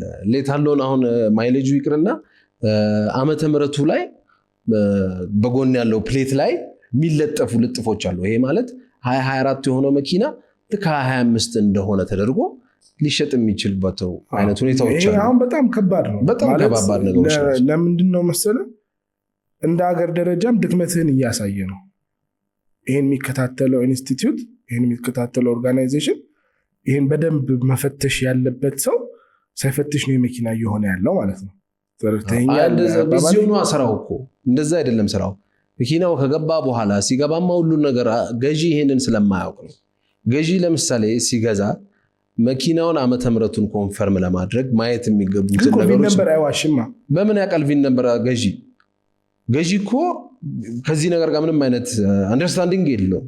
የተጻፈ ነገር ነው ሊያይ የሚችለው እንጂ ቪን ነበር አይቶ ዓመተ ምህረት ሊረዳ አይችልም ገዢ። ገባ? ልክ ለአንድ ነገር እኮ ስራ ሳይሆን ሲቀር እኮ ልትረዳው አትችልም። ስራ ሲሆን ነገሮችን አይተህ ይገባሃል። ስራ ሲሆን ማንኛውም ባለበት ፕሮፌሽን ሲሆን ልክ እንደዛ ነው። በቃ ልብ የምታውቁ ሰምቶ ዶክተር የሆነ ነገር ይረዳል፣ እዚህ ላይ ያውቁ። ልክ መኪናም ላይ ስትሆን እንደዚህ አይተህ ሁሉ ነገር ትረዳለህ። ቪን አይተህ ሁሉ ነገር ይገባል። ገዢ ጋር ሲሆን ግን ይሄ ነገር የለም። መኪናው እዚህ ከገባ በኋላ ብዙ የሚሰሩ ነገሮች አሉ። እቺ ፕሌቷ ትሰራና የምትለጠፈዋ ፕሌት ትሰራና እላዩ ላይ ትለጠፋለች። እላዩ ላይ ከተለጠፈች በኋላ ገዢ ዓመተ ምህረት ሊያውቅ የሚችለው ያቺን ስቲከሯን አይቶ ልጥፍ ይሆን አሁን ደግሞ ያን ሊረዳ አይችልም። እንደዚህ አይነት ነገሮች አሉና ገዢዎች እዚህ ነገር ላይ ጥንቃቄ ብትወስዱና እዚህ ነገር ላይ ጠለቅ ያለ ነገርን ብታማክሩ የተሻለ ይሆናል። ጥሩ መረጃ ሰጥተናል እዚህ ላይ። ስለዚህ ሌላ ሰሞኑን እንዲሁ ይሄን ራፓፕ ለማድረግ የቻይናውን ኤክስፖርቱን ነገር እንዳልከው ስትራቴጂውን በደንብ አድርገው ግሎባሊ ሁሉም ቤት ለመግባት ነው ስትራቴጂካሊ እየተራመዱ ያሉት። እንዲሁም በ2027 አሁን በቅርብ ጊዜ ዘመውታው አንድ መረጃ በ2027 ቻይና ላይ የሚመረቱ መኪኖች በጠቅላላ ማኑዋል የዶር ሃንድል እንዲኖራቸው ህግ አስቀምጠዋል። ውጪ ላይ አሁን እንደ ቴስላ እንደ ታንጌል ይሄ ኤሌክትሪካል ሆኖ የሚከፍት ብቻ ሳይሆን ማኑዋሊም ልክ እንደ ድሮ እንደነበረው እንዲኖር የሚል አስቀምጠዋል። ስለዚህ ስትራቴጂያቸው መሆኑን በደንብ አስቀምጠህልናል። በጣም ጥሩ ማብራሪያ ሰጥተህልናል። አሁን ደግሞ እዚሁ እኛ ይህን ፖድካስት ስንሰራ ለሁለተኛ ጊዜያችን ነው። የዛሬ ዓመት ልክ በዚሁ ሰዓት እዚህ ቦታ ላይ ሰርተን ነበርና በአንድ ዓመት ውስጥ ብዙ ፕሮግረሶችን መተናል። ብዙ ሂደቶችን ሄደናል። በሴልስም በሜንቴናንስም በኢንስፔክሽንም እንዲሁም ደግሞ አሁን በቅርቡ ትሬኒንግ ልንጀምር እየጨራረስ እንገኛለን። ሰሞኑን ግን አንድ የሰራነው ቪዲዮ ነበረ። የተፈታ ታንግ ኤል ሞተሩ ኤሌክትሪክ ድራይቭ ሞተሩ ወርዶ እሱ ላይ አንዳንድ የሰራነው ቪዲዮ ነበርና እሱ ቪዲዮ ላይ በጣም ብዙ ኮሜንት አለው እና ከኮሜንቱ ብዙ ደግሞ ኮሜንት ምንድነው ተረጋግታችሁ አውሩ፣ አንድ በአንድ አውሩ፣ እንደዚህ አውሩ ነው እና እሱን ትንሽ ለማብራራት ያክል ኦሬዲ እኛ ቪዲዮ ስንሰራ ስፔሻሊ እንደዚህ አይነት መረጃዎችን ለመስጠት ቪዲዮ ስንሰራ ስክሪፕት የተጻፈ ነገር የለንም ወይም የምንጽፈው ነገር አይኖረንም። ኦፍኮርስ እዚህም ጋር ስንቀመጥ የተጻፈ ነገር የለንም፣ ግን በሰዓቱ መረጃውን ለማድረስ የያዝነውን ነገር የተገኘው ነገር ቀላል ነገር አይደለም። እናንተ በባየር ሳይድ ሆናችሁ እዩት፣ ወይም ገዢ ሆናችሁ መኪና 10 ሚሊዮን ብር የሚያክል ነገር ገዝተህ አስበው ምን ያህል 1000 ኪሎ ሜትር ነርተው ሞተር ተበላሽቷል ብለህ ብትለኝ እኔ እንጃ እኔ ምን ልሆን እንደምችል አላውቀውም። እና ሞተር ነው እያለ ነው፣ ቀለም ተፈቋል፣ የሆነ ነገር አበላሽቷል፣ አንድ ነገር ነው። ግን ሞተሩ ነው ማለት ቢገስት የሚባለው በቃ ፕሮብሌም ሊባል የሚችለው ጊሩ ላይ ያሉት ድምፆች ወይም ደግሞ ሪዳክሽን ሞተር፣ ያው በሌላ ጊዜ ቴክኒካል በደንብ እናብራራዋለን። ግን ሞተሩ ላይ ድምፅ አምጥቶ ነው ችግሩ እየተፈጠረ ያለው እና ይሄ ደግሞ መኪናው ምን ሆኖ ነው የሚልትሉ ብዙ ኮሜንቶችም ነበራችሁና እሱን ብሪፍ ለማድረግ ያክል እሷን ነገር ትንሽ እንድናወራ ፈልጌ ነውና ሪዝኑ አይ ቲንክ መኪናው ከኮንቴነር ሲወርድ ኦር መኪናው ብቻ ሞተሩ ወይም ደግሞ ኤሌክትሪክ ድራይቭ ሞተሩ ሃውሲንጉ ላይ ስንጥቅ ነበረው ወይ ከኮንቴነር ሲወርድ ሊሆን ይችላል። ዲዩቱ ብዙ ሪዝኖች ሆኖ ሊሆን ይችላል። ዘይቱ ፈሶ አልቋል እና እዚህ ጋር ትክክለኛ ክሪቲካል የሆኑ ጥያቄዎች ተነስተዋል። ይህንንም ጨዋታ ማለት ይህንንም አጀንዳ እንድናነሳ የፈለግኩበት አንድ ኢሹ ስላለኝ ነው። ትክክለኛው ጥያቄ መኪናው ዘይቱ ፈሶ እስኪያልቅ ወይም ደግሞ መኪናው እንዴት ኢንዲኬሽን ወይም መብራት ላይት ዘይት ማለቁን የሚያሳይ መብራት እንዴት አልበራም፣ ይሄን አይደንቲፋይ የሚያደርግ ነገር አልበራም ወይ የሚሉ ጥያቄዎች ተነስተው ነበረ እና የሚገርም ሰሞኑን ደግሞ ማት አርምስትሮንግ አንድ የሆነ ቪዲዮ የሰራውን ደግሞ እያየሁኝ እሱም ቪዲዮም ላይ ልክ እንደዚህ የሆነ ጂ ክላስ መኪና ሰርቶ አስፋልት ላይ እየሄደ እንደዛ ሆነና እሱም ይሄን ጥያቄ ጠየቀ፣ እንዴት አያበራም? ሃው ልክ የሱ ቤሪንጉ እንደዚህ ወርዶ ዘይት እንኳን አልቆ ከሆነ እንዴት ይሄን አላበራም የሚል ነገር ተነሳና ይሄ ጥያቄ አይ ቲንክ ትክክለኛ ቴክኒካል የሆነ ጥያቄ ነው። እውነተኛ የሆነ ምንም አሁን እንደ ባየሩ ምንም የምትፈርደው ነገር የለም። አትሊስት የበራ ነገር ከሌለ ትንሽ ድምፁ ነው ድምፅ እንደዛ የተሰማ መስማት የለበትም እና በዚህ ነገር ላይ ምን የምትለን ነገር አለ? ያው ከኮሜንቱ ተነስተ ከኮሜንቱ ቀስ ያው ተራ በተራ ስለተባለ ያው አቸኩል የተባለ አሶራው ለተባለ ስለዚህ አሁን መጀመሪያ ምንድነው ላስረዳችሁ ወይ ደግሞ ካለው ቴክኒካል ነገር ላሳውቅ የምፈልገው ነገር ከጥያቄው በፊት ይሄ መኪና መጀመሪያ ሲሸጥ ወይም ደግሞ መጀመሪያ ወደዚህ ባየሩ ሲሄድ መጀመሪያ ባየሩ እንደ ባየር አይ ቲንክ ትረስት ስለነበራቸው ከሻጩ ጋር ሞር ሰው መኪና እንደሚያስፈትሸው ያስፈተሸውም አይመስለኝም። ለምን ቢፈተሽ በፍተሻ ይገኛልስ ወይ ፈታሹ ይወስናል።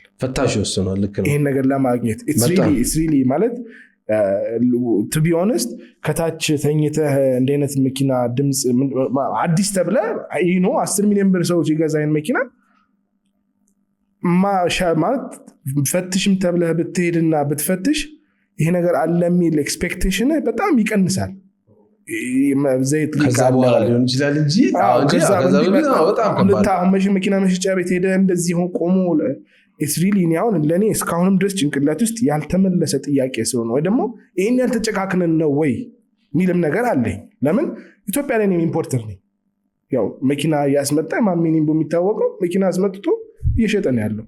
ስለዚህ እንዴት ነው ጨክኜ ነው ወይ መኪና ግቢ ያለው መኪና ፕሮብሌም እያለው የሸጥኩት ወይስ በመሃል ላይ ይሄ መኪና የሆነ ቦታም ተነድቶ ጉድጓድ ውስጥ ገብቶ ሊሆን ይችላል። በጣም ለኔ እስካሁን ጥያቄ መልስ እዚህ ጋር ለኔ እዚህ ጋር እስካሁን መልስ አላገኘም። ጭንቅላቴ ከራስህ ጋር ስታወራ አንዳንዴ ጭንቅላትህ የሚሰጥህ ፊድባክ አለ አይደል? ለዛ መልስ ላገኝ አልቻልኩም። ለምን ይሄ መኪና አዲስ ነው እንደተባለው 1800 ኪሎ ሜትር ነው የሄደው መኪናው እና ይሄ መኪና በዚህ ሁኔታ ባለበት ሰውየው እየነዳ አላወቀውም ሊሆን ይችላል። እንዳተባለውም ደግሞ እንዴት ይሄ መኪና ሳይን አልሰጠም? ለምሳሌ ኢንጂን መኪና ዘይት ሲያጎል የዘይት ምልክት ትበራለች። ይሄ መኪና እንዴት አላበራም? ለምን አላበራም? አሁን ይሄንን ነገር እኛ ለመመለስ እኛ በቦታው አልነበርንም። ለምን ሰውየው አብርቶም ላያየው ይችላል፣ ጽፎም ላያየው ይችላል፣ ከእንዳካቱም ደግሞ አላበራም ሊሆን ይችላል። አናውቀውም። ባይ ዘ ታይም እኛ ግቢ ግን ሲመጣ እኛ ያን አይደለም ያየነው። ለምን የተባለው ነገር እንትናችንን ስለወሰደው ኮንሰንትሬሽናችንን ስለወሰደው ሰውየው ሲመጣ ድምፅ አለው እና እንዴት ሰው ሰው ጋር ሄደህ ቼክ አላረክም ወይ ሲባል ምን አለ? አይ እንትን ነው አሉኝ። ሴንሰር እንዴት ነው እንደዚህ የሚጮህ ሴንሰር? ዋት ሴንሰር? መጀመሪያ ሴንሰር ድምፅ ሊኖረው አይችልም። ሴንሰር እኮ ሴንስ አድራጊ ነው። ሴንስ ነው እንጂ የሚያደርገው እንዲቀቀቀቅ ብሎ ሊጮህላ አይችልም። ተረዳኝ? ያለን የእውቀት ማነስ እንደሁላችን እንግዲህ እንደዛ ያልከውም ልጅ እንግዲህ አለ ሆነ ማለት ሴንሰር ነው ያለውም ልጅ በጊዜው ይሄ መኪና በቦታው መነቃነቂ አልነበረበትም። ስለዚህ ያ መኪና እኛ ጋር መጥቶ ሲፈታ ወይም ደግሞ ከመፈታቱ በፊት ለሰውየው መጀመሪያ የጠየቅነው እኔ መጀመሪያ የጠየቅኩት ሰውየው ሳገኘው በምን ምክንያት ዘይቱ አለቀ ነው መጀመሪያ። ተረዳኛ? መጀመሪያ ለምን ዘይቱ አለቀ? ዘይት 1000 የነዳሁት አሁን የገዛሁት እያለ አንድ ወር ከምናምን ነድቼው እንዴት ነው ዘይት አለቀ ስትል ለኔ ፈሷል ወይ ያፈሰሰ ነገር አለ ወይ ቤትህ ቆሞ ስትነሳ ያፈሰሰ ነገር አለ ወይ ያለው ነገር እኛ ስንከፍት ነው። ከቨሩን ስንከፍት ከቨሩ ስር ነው ዘይቱ ፈሶ እና መፍሰሱን የሚያወቅ ነው ዘይት መፍሰሱን ማለት ነው። ስለዚህ ያ ዘይት ፈሶ ሲፈስ ደግሞ የራሱ የጊሮቹ ቺፕስ የምንለው ተፋፍቀው የብረቱ ፍርፋሪዎቹ እኛ የምናወራው እዚህ ጋር እንዳልከው ነው። ከስተመራችን ሊረዳው በሚችልበት ቋንቋ ነው። እኛ ቴክኒካል ወርዶ አይመለከተንም። እኛ እውቀት ስለሆነ የምናስተላልፈው ለከስተመሮቻችን፣ ለማህበረሰባችን እንዲሁም ደግሞ ለተመልካቾቻችን ሊረዱት በሚችሉት አማርኛ ነው የምናወራው። ኮሜንትም ላይ ብዙ ስላለ ነው እንዲህ ይባላል ወይ እንዲህ ማለት እኛ አይመለከተንም። ማህበረሰባችን ሊረዳበት በሚችለው ወይ ነው። እሺ ቀጥል። ስለዚህ የብረቱ ፍርፋሪ የብረቱ የጊሮቹ የጥርሱ ፍርፋሪዎች እዛ ጋር አገኘንና ያው አንተም ነበርክ በቦታው። ለኔ በጣም እንትን ሆንኩኝ፣ አስደነገጠኝ። ማለት ያስደነገጠኝ ምንድነው መሰላችሁ? if it's 50,000 kilometers it's okay, 60,000 kilometers 100,000 kilometers it's okay, 20,000 kilometers it's okay። ግን እያወራኝ እኔ አላመንኩም እንጂ ከፍቼ ድጋሜ አይቼዋለሁ መኪናው 18,800 የምትለዋል ኮንፈርሜሽን ስለፈለግኩኝ ማለት ነው። የነበረው በሰዓቱ የነበረው ሰውየው አይ ዘይቱን እናርግና ዘይቱ ይጨመርና ያለው ስለፈሰሰ ዘይቱ ይጨመርና ይነዳ ድምፁ ከጠፋ ሲባል ኖ አይሆንም። ይሄ ማይሆንበት ምክንያት ባይ ደ ሚኒት እኛ ዘይት ስንሰጠው ያው ሉብሪካንት ሲሆን እንጨምርለታል አይደለ? ስለዚህ ዛሬ ካመጣው ዳሜጅ በላይ ነው ዳሜጅ የሚያደርገው። ልክ ዘይቱን ሲያገኝ በጣም ፓወር ስለሚል አሁን ደርቀው ነው እንዲተፈጋ እንትን ያለው ነበር። ዘይት ሲያገኝ ሉብሪካንት ሲያገኝ በደንብ ሲሄድ ሌላ ነገሮች ደግሞ ቺፕሳን በቃ ሌላ ጥፋት ሊጠፋ ስለሚችል ነው ያ አሁንም ይሄ ነገር ወርዶ መታየት አለበት፣ መከፈት አለበት። የሆነው የሚንቋቋው ነገር በጣም በጣም ከባድ ድምፅ ስለሆነ ይሄ ነገር መታየት አለበት በሚል ከሰውየው ጋር ተስማምተ እንትኑን ፈታ ነው ማለት ነው።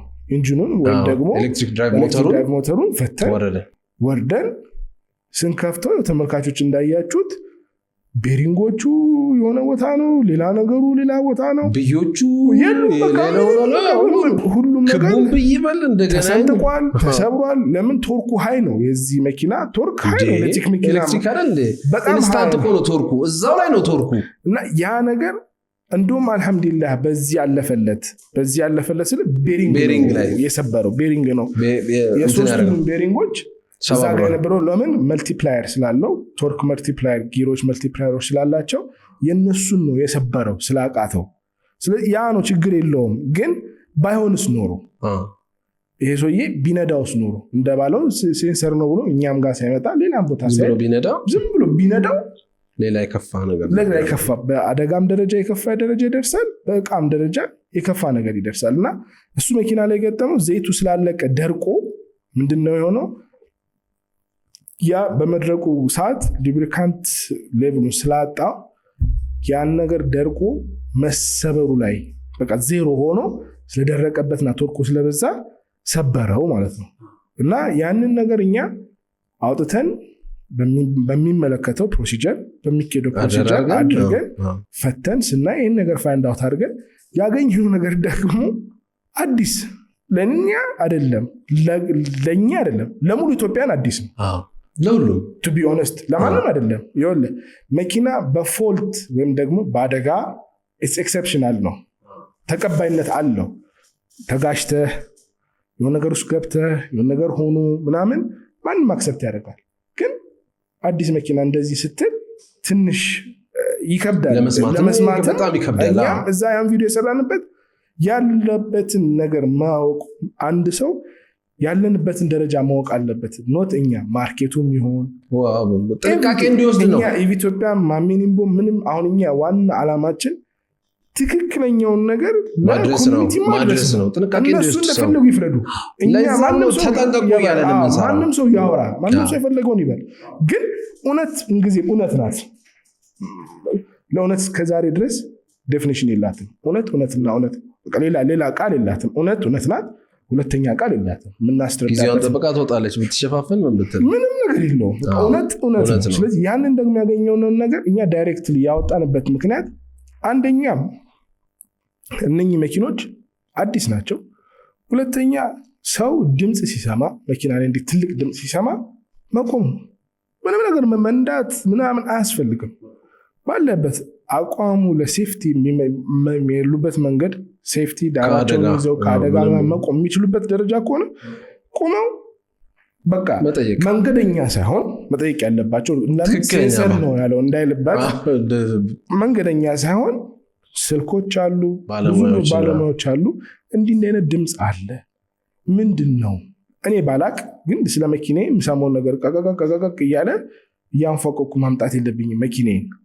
ለምን ቴክኖሎጂም አለን። ጊዜ ኢትዮጵያን ያህል አይደለችም። ቶትራክ አለ ያለበት ሄደው ሪከቨሪዎች አምጥተው ወደሚፈልግበት ቦታ ያደርሱልሃል። አንተ ያንን ግን የነዳህ ስትመጣ ብዙ ነገር ነው ዳሜጅ እያደረክ የምትመጣው። ፕላስ ኤሌክትሪክ መኪኖች ሴንሲቲቭ ናቸው። they are not mechanical, they are electrical። ለማጥፋት በጣም ቅርብ ናቸው ያለውን ነገር ለማዳሜጅ ለማድረግ። ሜካኒካል ነው ራሱ ትርጉም ሜካኒካል ነው፣ ኢንጂን ነው። ፕሮሰስ ተደራርገው ነው የሚጠፋፉትና የሚደራረሱት። ይሄ እንደዛ የለም። መብራት አበራ በቃ በርቷል፣ ሲያጠፋ ጠፍቷል። እንደዛ ነው።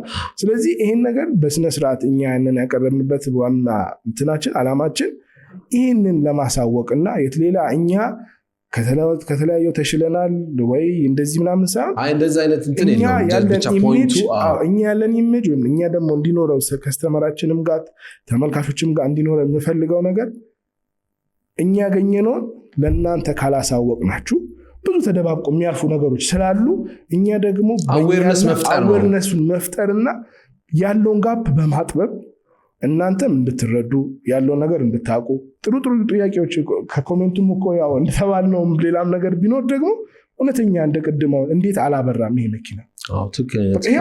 በጣም ትክክለኛ ጥያቄ ይሄን የጠየቀው ሰው በጣም ምንም አይደለም። ይሄ ዘይት እሺ አጎደለ ሰርቴን ሪዝንስ ያፍሰስም ምንም አይመለከተውም። ግን እንዴት ይሄን የሚያክል የዚህ ሚሊዮን ብር መኪና ለምን ሳይን አልሰጠም? ያን ደግሞ እኛ መመለስ አንችልም። ለምንድን መመለስ ማንችለው? ቢዮንድ አወር ካፓሲቲ ስለሆነ ይህን መመለስ አልችልም። ሲያበራ ብናየው ሰውየው አይቶትም ላያየውም ይችላል። ይህን ነገር እያበራውን ያልኩ ማለት ነው። ስለዚህ በተቻለ መጠን ይህንን በዚህ ያልኩ ተረድታችሁን ዛሬ የእሱ መኪና የደረስንበት ምንድን ነው? እቃው ታውቋል፣ የተሰበረው ነገር ታውቋል። ምንድነው ባለኝ ኮኔክሽን ቢዋይዲ ስጠይቃቸው ይሄ መኪና አዲስ ስለሆነ እዚህ መኪና እኮ ዓመት አልሞላውም እኮ ገና ከፋብሪካ እንትን ተደርጎ ከወጣ ወደ ማርኬት ከቀረበ ዓመት አልሞላውም ይሄ መኪና። ስለዚህ ይሄ መኪና ስጠይቃቸው እና ቻይና ቢሆን እንትን ነው የሚደረገው ምንድነው አንደር ዋራንቲ ስለሆነ አስጭነት ትሄዳለህ። ሙሉ ኤሌክትሪክ ድራይቭ ሞተሩ ተቀይሮ አዲስ ነው የሚሰጥህ። ለምን ይሄ ፋክትሪ ዲፎልት ነው የሚባለው። ለሞም ሲገዛ ዋራንቲ ስላለ መኪና ዋራንቲ ስላለ አጋሽተውም ሊሆን ይችላል። ብቻ ቻይና ሲሆን ይቀላል። ይሄ ግን ኦልሬዲ ከቻይና ወጥቶ እዚህ ነው ያለው መኪናው። እንዳልኩ ሚስተር ኤክስ የሆነ ሰው እየገዛው ላከው መኪናው። ዛሬ ሚስተር ኤክስን ቢያናግሩት ሶሉሽን ሊሰጣቸው አይችልም ለነሱ። ለምን ከዲለር አልተገዛም መኪናው። ዲለሩ ቢሆን የላከልህ ዲለሩን ትጠይቃለህ። ስለዚህ አሁን እዚህ ጋር እነኚህ ሰዎች ይህን ዕቃ ማምጣት ግዴታ አለባቸው። ምንድነው 3ቱ ቤሪንጎች የተሰበሩት ቤሪንጎች የተበተኑት ቤሪንጎች መጥቶ መገጠም አለባቸው። እና በዚህ ደግሞ ልነግርህ የምፈልገው ሰውየው እንትን አመጣልን ቤሪንግ መጥቶ ነበር እዚህ ከማርኬት ሻጩም ገመጣ ቤሪንግ የሚሸጠውም ሰውዬ መጣ፣ ባለቤቱም መጣ፣ የመኪና ባለቤቱ። ከዛ አምጥተው እነሱ ያው ያዩት መግጠሙን ነው፣ ዳይሜንሽኑን ነው፣ የቤሪንጉን ዳይሜንሽን ራዲየሱ ምናምን ታይቶ በቃ ይገጥማል ነው። ከዛ አመጡትና ይሄ ነገር እንዲያግኝተናል እና መሆን ይችላል ሲሉኝ ፊት ለፊት ሰውየው ሻጩም ባለበት ባለቤቱም ባለበት እናንተ የምታዩት መግጠሙን ነው ወይ? ይሄ የምን ቤሪንግ ነው? ሲጀመር ለምሳሌ ቤሪንግ ሲሰራ እኮ እቺ ነገርም እኮ ቤሪንግ ሊኖራት ይችላል አላት። ይሄ ሁሉ በዚህ ባለው በሁሉም የራሱ ለራሱ የተሰራ አለ። ይሄ የዚህን ቶርክ መቋቋም ይችላል ወይ? የመጀመሪያ ጥያቄ ሂቱን መቋቋም ይችላል ወይ? አይ ሂት ደግሞ ሂት አለው። ያን ሂት መቋቋም ይችላል ወይ? አይተው ከሆነ ስንፈታው ይሄ ጭሱ በጣም ጥቁር ሆኗል እና ጥቁር ሆኖ ሂቱን አብዞርቭ አድርገው አይተው ከነበረ በእንትን እናስገባውና ድጋሚ እናሳያቸዋለን። ቤሪንጉ ሀፉ እንትኑን ይወስዱታል። ሂቱን አብዞርቭ አድርጎ ከለሩን ቀይሯል፣ ግን ስቲል ሰስቴን አድርጎታል። ይሄ አስገብቸው ላይዞርም ይችላል። አንድ ጎማውን እንዲም ላያዞረው ይችላል። ያው ሄቪ ስለሆነ ማለት ነው። መኪናውም ሄቪ ነው። ስራውም ይሄ የሚሰራው ፓርት ትልቅ ምንድን የሚባለው መኪናውም ከባድም ስለሆነ ትልቅ አቅም ይፈልጋል ለማዞር እና ሰው በቃ እኔ ገጠም አለኝ። ይቅርታ ይህን መግጠም አንችልም። ይህን መግጠም እኛ ውስጣችን አይፈቅድም። ማይፈቅደው የመጣው ዕቃ አንተ ከማርኬት ያመጣው ዕቃ ይሄ ቤሪንግ ለስ ሊሆን ነገር ሊሆን ይችላል፣ ግን ያንተ መኪና ላይ መሆን አይችልም። ሶሪ መግጠም የምትፈልግ ከሆነ ወስደህ ሌላ ቦታ አስገጥም። እዚህ ግቢ መግጠም አንችልም። ለምን ያልሆነ ዕቃ ገጥመን ደግሞ ምን ልንባል ነው? ትንሽም ከተሳሳትክ ደግሞ ችግር ነው። በደንብ ከዛ እኔም ብሪፍ አደረግኩለት በደንብ አድርጌ ይሄ ነገር ከዚህ አንጻር ነው መገጠም የማይችልባቸው ሪዝኖችን በደንብ አውትላይን ተደረገለትና ያንን አክሴፕት አድርጎ በቃ as early as possible ይምጣልኝ ተባለና አሁን ላይ ያው ቻይና እንደምታውቁት እንትን ላይ ስለሆነ ልክ ሊመጣለት ሲል ደግሞ ምን ሆነ? ኒው ይር ሆነ። ቻይኒዝ ኒው ይር ናቸው። ኒው ይር ላይ ስለሆነ ያሉት እቃው መላክና መምጣት አልቻለም ስለተዘጋ ማለት ነው። ስለዚህ አሁን ከረንት ያለበት ስታተስ መኪናው ያንን ይመስላል ማለት ነው። ለጥንቃቄ ነው ቪዲዮ ያው ይሄን ቪዲዮ ያነሳሁት ኮሜንት ብዙ ስለያዘና ለዛ ኮሜንቶች ያው ኤቭሪ ኮሜንት መመለስ ስለማይቻል እዚህ ፖድካስት ላይ እንድናነሳው ብዬ ነው። ስለዚህ ይሄንን በዚህ ካጠናቀቅን እንደው አንድ የመጨረሻ ነገር ላንሳና ቻይና ላይ ኢንተርናሽናል ፕሮፌሽናል ድራይቨር ሆነሃል እና እስኪ እንዴት ነው ይሄ ፕሮፌሽናል ኢንተርናሽናል ሬሰር ሲኮን ወይም ደግሞ ያሉት ኤክስፒሪየንሶችን ትንሽ እንደው አጠር አድርገህ ብትነግረን ስለሱ ብታወራ። አሁን ወደ መወዳት ወደ ዋናው ገባ። እና ኢንተርናሽናል ድራይቨር ሆነሃልና እኔም ባይዘን ነበርኩኝ እዛው አብረን ነበርን። ያንን አይተሃል። አሁን ላይ ግን አልሐምዱሊላህ ረብል ዓለሚን ቻይና ላይ ቶፕ 100 ውስጥ ድራይቨር ውስጥ ገብቼ በጣም አሪፍ እንትን ላይ ያለ ነው። ቶፕ 100 ማለት ግሎባሊ ነው ወይስ ቻይና ነው? ኦል ኦቨር ቻይና ኖት አውትሳይድ ቻይና ውስጥ ካሉ ከቻይኒዞች ውስጥ ቶፕ 100 ውስጥ ያለ ነው። ቶፕ 100 ደግሞ ካታጎሪ ሲደረግ ደግሞ በቢኤምደብሊው በእኛ ክላስ በጂቲ M2 ወይም M4 በእነዚህ በኤም ሲሪስ ላይ ባሉት ቢኤምደብሊው ላይ ደግሞ 18ኛ ላይ ነው አሁን ያለው ካታጎሪ ሲደረግ በጣም አሪፍ ነው ማለት ያ ደግሞ ማለት አሁን 18ኛ ነው ያለው። እኔ በመጣለ ኖሮ ግን ሊሆን ይችላል። ሁኖስ በጣም ደስ ይላል። 18ኛ በጣም ደስ ይላል። በቢኤምደብሊው ካታጎሪ 18ኛ ላይ ያለው እንደውም አሁን 18ኛ የሆንኩት እዚህ በብሬክ በነበርንበት ሰዓት ሁለት ውድድር ስላመለጠኝ ራንኮቹ ይቀያየራሉ ሁሌ እና ያ ሲቀያየር ነው 18ኛ ላይ በነበርኩበት ሰዓት ላይ ያለችው ማለት ነው። አሁን ሲዙን ይጀመራል። ከበዓል በኋላ ደግሞ እንደ አዲስ ሲጀመር ያው ስንሄድ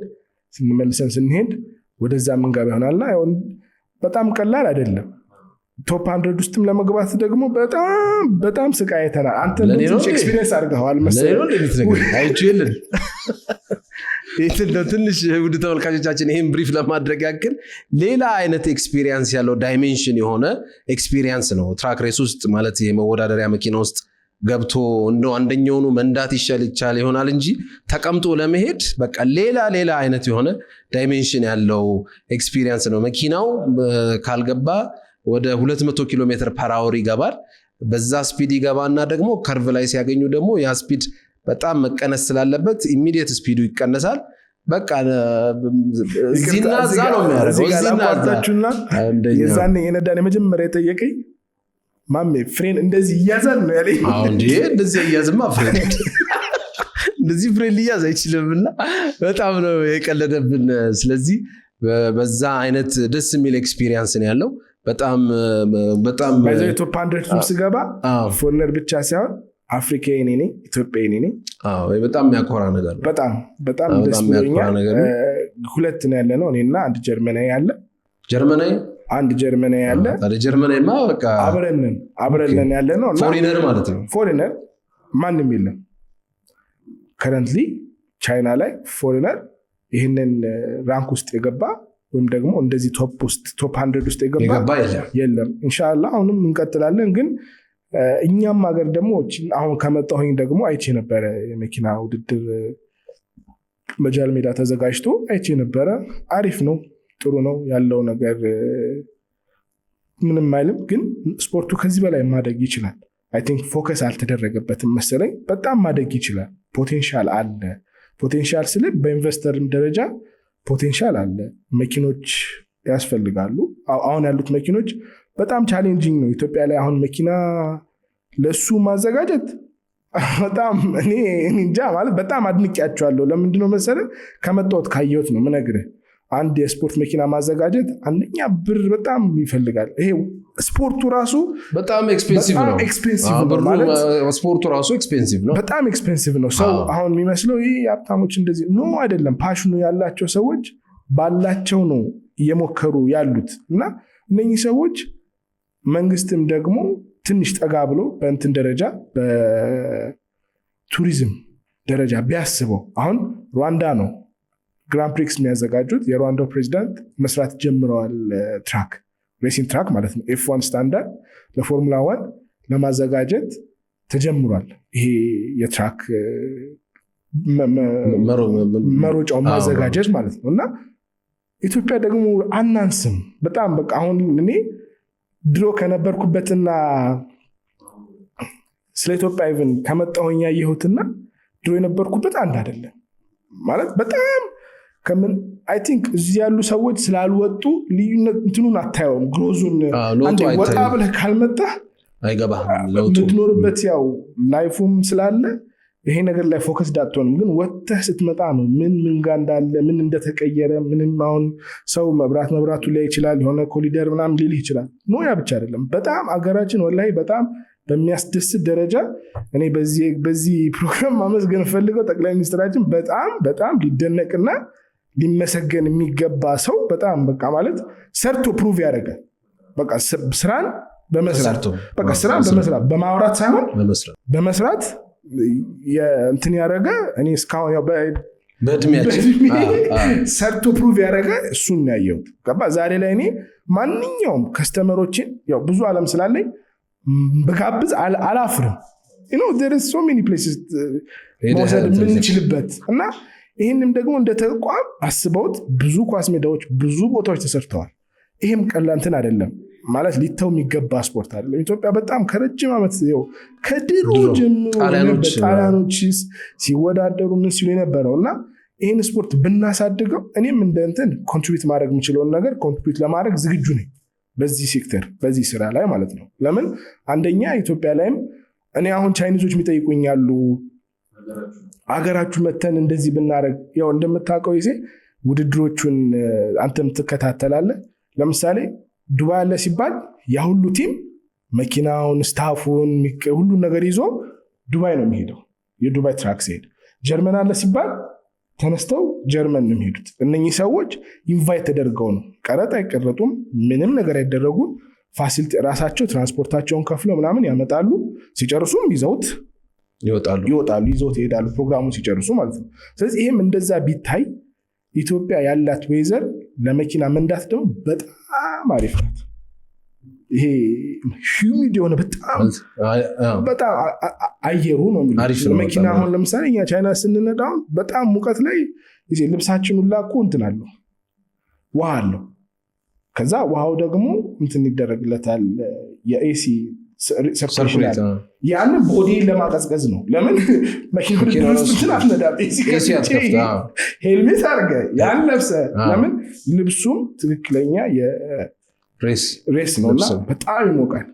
ለምን ሂትንም ቢያቃጥልህ ውስጥ እስኪገባ ልብሱን አልፎ መግባት አይችልም። እስኪገባ በጣም ቴክስታይል ይፈልጋል። ስለዚህ ያው ከበድ ያለ ልብስ ነውና ያን ልብስ ለብሰ አስቦ 40-50 ዲግሪ ሴልሺየስ በሆነበት ሙቀት ላይ ስትነዳ መኪና እየሞቀ አንተ እየሞክ ገባ። እዚህ ግን በጣም ደስ የሚል እንትናለን እና እቺ ነገር ብትታሰበት አይ ቲንክ ግልብጥ ብሎ የሚመጣ ይመስለኛል። ሰው እንደ ቱሪዝም ብታዘብ፣ በዚህም ብዙ ደግሞ ኢንካም መሰብሰብ ይቻላል። በፎሬን ከረንሲ በደንብ ማግኘት ይቻላል። እና ይህን ነገር ትንሽ መንግስታችን ደግሞ ተኮር አድርጎ በይበት በጣም ደስተኛ ነን ብዬ እላለሁ። ይህን ይመስላል። ስለዚህ ማሜ ኒምቦ ጥሩ የሆነ ዲስከሽኖች ነው ዲስከስ ያደረግነው። በመጨረሻው በዚህ ባለፉት 1 ዓመታት ያው ትንሽ ራፓፕ ለማድረግ ለማጠቃለል ያክል በዚህ 1 ዓመት በሜንቴናንስ ዙሪያ ብዙ ስራዎች ሰርተናል። በሴልስ ዙሪያ ብዙ ስራዎች ሰርተናል። አንዳንድ ጠቆም ማድረግ ያለብን ነገሮች ግን አሉ። ስፔሻሊ ከሜንቴናንስ ጋር የተያያዙ የተለያዩ ነገሮች ስለሚገጥሙን ይሄ ለጥንቃቄ ስለሚረዳ በተለይ መኪኖች አዲስ መኪኖች ከተገዙ በኋላ 2 ነገሮች የማይጠብቁ ነገሮች አሉ። አንደኛው ያው ባትሪ መኪና አይ ቲንክ ሲጫን ኮንቴነር ላይ ችግር ቢፈጠር ተብሎ ስለሚታሰብ አይ ቲንክ ፖላሪቲው ኔጌቲቭ ይላላል ይመስለኛል። ይላላልም ደግሞ ይፈታል። ብዙ ጊዜ ያው እዚህ የሚመጡት መኪኖች ላልተው ሳይሆን ማለት ተፈተው ሳይሆን ላልተው ነው የሚመጡትና ጎማ ማላላትም ነገር አለ። ጎማም ደግሞ በደንብ ይላላልና ከስተመሮቻችን ወይም ደግሞ ተመልካቾቻችን መኪናችሁን ይሄንን ቪዲዮ እያያችሁ ከሆነ ህይወት የማዳን ነገር ስለሆነ ስፔሻሊ ጎማ ማለት ህይወት ማለት ነው። እየነዳን ጎማ ከበረረ ትልቅ አደጋ ስለሆነ በራሳችንም ላይ በሌላም ላይ አደጋ የምናደርሰው ትልቅ አደጋ ስለሆነ ጎማችሁን ማስጠበቅ አትርሱ። ጎማ ስለሚላላ ሌላው እንኳን ባትሪም ቢሆን ያው አልነሳ ቢል ነው። እሱንም እንደየመኪኖቹ አይነት ቦታ ከፍቶ ማጥበቅ ነው ማለት ነው። ስለዚህ ማሜ ኒምቦ በማጠቃለያ የምትለን ነገር ይኖራል? ያው ከረንትሊ አሁን እንደተባለው ሲጫን ባትሪ የምንነቅልበት ወይም ከዛ የሚነቀልበት ዴድ እንዳትሆን 12 ቮልት ባትሪዋ ዴድ እንዳትሆን፣ ለምን በትራንስፖርት ጉዳይ ላይ ዳይሬክት የሚመጡ ሽክመንቶችም አሉ፣ ሌላ ሀገርም ገብተው ሊቆዩ ስለሚችሉ ያንን ነቅልና ይመጣል። ግን እዚህ ደግሞ ተገጥሞ ሲያዩት በቃ የታሰረ የሚመስላቸውና በዛው ፕሮሲድ የሚያደርጉት ነገር አለ። በቃ ተገጥሞ መኪናው ኳድሮ በርቶ ሲታይ ወይ አክሰሰሪ ላይ ሆኖ ሲታይ በቃ ችግር የለውም አዲስም ቢሆን። ስለዚህ ይህንን ያው ስንገዛ አዲስ መኪናም ቢሆንም ቼክ ማድረግ ስለማይጎዳ ቼክ ብናረግ ጠበቅ ብናረግ ያለውን ነገር ብናስተካከል አሪፍ ነው። በተረፈ አልሐምዱሊላህ የዛሬ ዓመት አውርተን ዛሬ ደግሞ እዚህ ጋር ሆነን አላህ እንድናወራ ስላደረገን በጣም አልሐምዱሊላህ። ይሄ ትልቅ ምስጋና የሚያስፈልገዋል። እንደምናየውን ደግሞ ጥሩ ስራ እየሰራን ነው፣ ጥሩ ስራ እየተሰራ ነው ያለው። ስለዚህ በዚህ ላይ ደግሞ ሞር እየበረታን ያለውን ነገር እንደተባለው ማስተማሩም ደረጃ ኖሌጅ ሼር በማድረጉም ደረጃ በትሬኒንጉም ሴንተር በስነስርዓት ተዘጋጅተን በቅርቡ የሚጀመር ይሆናል። ስለዚህ ኢንሻአላህ የተሻለ ነገር ይዘን እየመጣን የተሻለ ነገር እየሰራን እንሄዳለን። ወደፊት ነው በቃ። እና በጣም በዚህ ደግሞ በጣም አመስገን ፈልገው ጠቅላይ ሚኒስትራችንን ፕላስ ቲሞቻቸውን በጣም በቃ ኮኦርዲኔቲቭ ሆነው ይህንን ለውጥ ለማሳየት በቃ ማለት እንጃ እኔ በጣም አም ፕራውድ ኦፍ በቃ የዚህ አሁን በዚህ ጀነሬሽን መኖራችንና ይህንን ለውጥ ደግሞ በተለይ ደግሞ አንተ ወጣ ብለህ ስለምትገባ ሞር እንትኑ ይታያል። ገባህ አይደለ? በጣም እኛ ገባህ አይደለ? በጣም ሞር ለአንተ የሚገዝፍ ነው የሚሆነው እና የተሰራው ስራ በጣም ቀላል ስራ አይደለም። በጣም እንዲህ አሁን እኮ ነገርኩ ያው እንዳልኩ ፎሪን ጓደኞችን ማምጣት ሁላ እፈልጋለሁ። ለምን እነሱ ያላቸው ኢማጂኔሽን እና ዛሬ ያለውን ነገር ሪያሊቲው የተለያየ ነው ኮምፕሊትሊ። በቃ ማሳየት እፈልጋለሁ። በጣም ማሳየት እፈልጋለሁ እና ያን ደግሞ እኔ እንኳን ያው እንደም ቻይና ላይ መጀመሪያ ላይ ኢትዮጵያ ነኝ አይደለም ነበር 2014 2013 ምናምን በቃ ኢትዮጵያ ማለት ይደብራል። ገባ ለምን ኢትዮጵያ የሚታይበት አንገል ዛሬ ግን እንዲህ ደረቴን ነፍቼ ኢትዮጵያ ነኝ እላለሁ። ማለት ስራህን ተሰርቷል ነው እንዴ?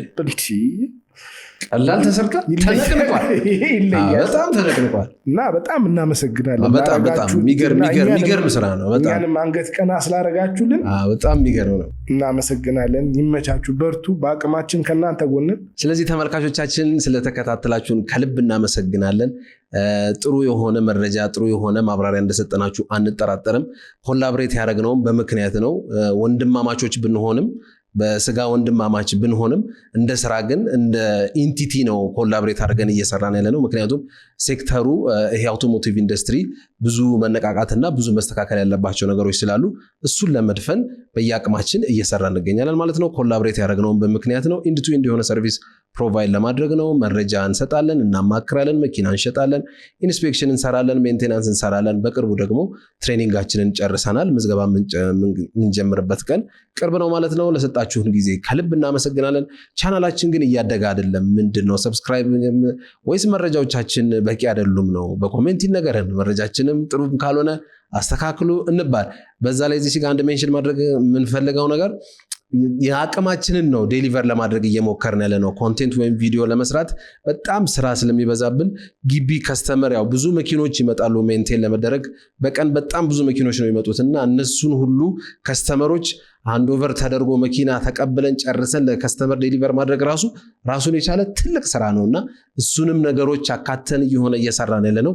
በምንችለው ደግሞ ቪዲዮ እየሰራን እያደረስን እንገኛለን ማለት ነው። ስለዚህ ለሰጣችሁን ጊዜ ከልብ እያመሰገንን ሰብስክራይብ ማድረግ አይረሳ እንላለን። ሀሳብ አስተያየቶቻችሁን ኮሜንት ላይ አስቀምጡልን። ይመቻችሁ።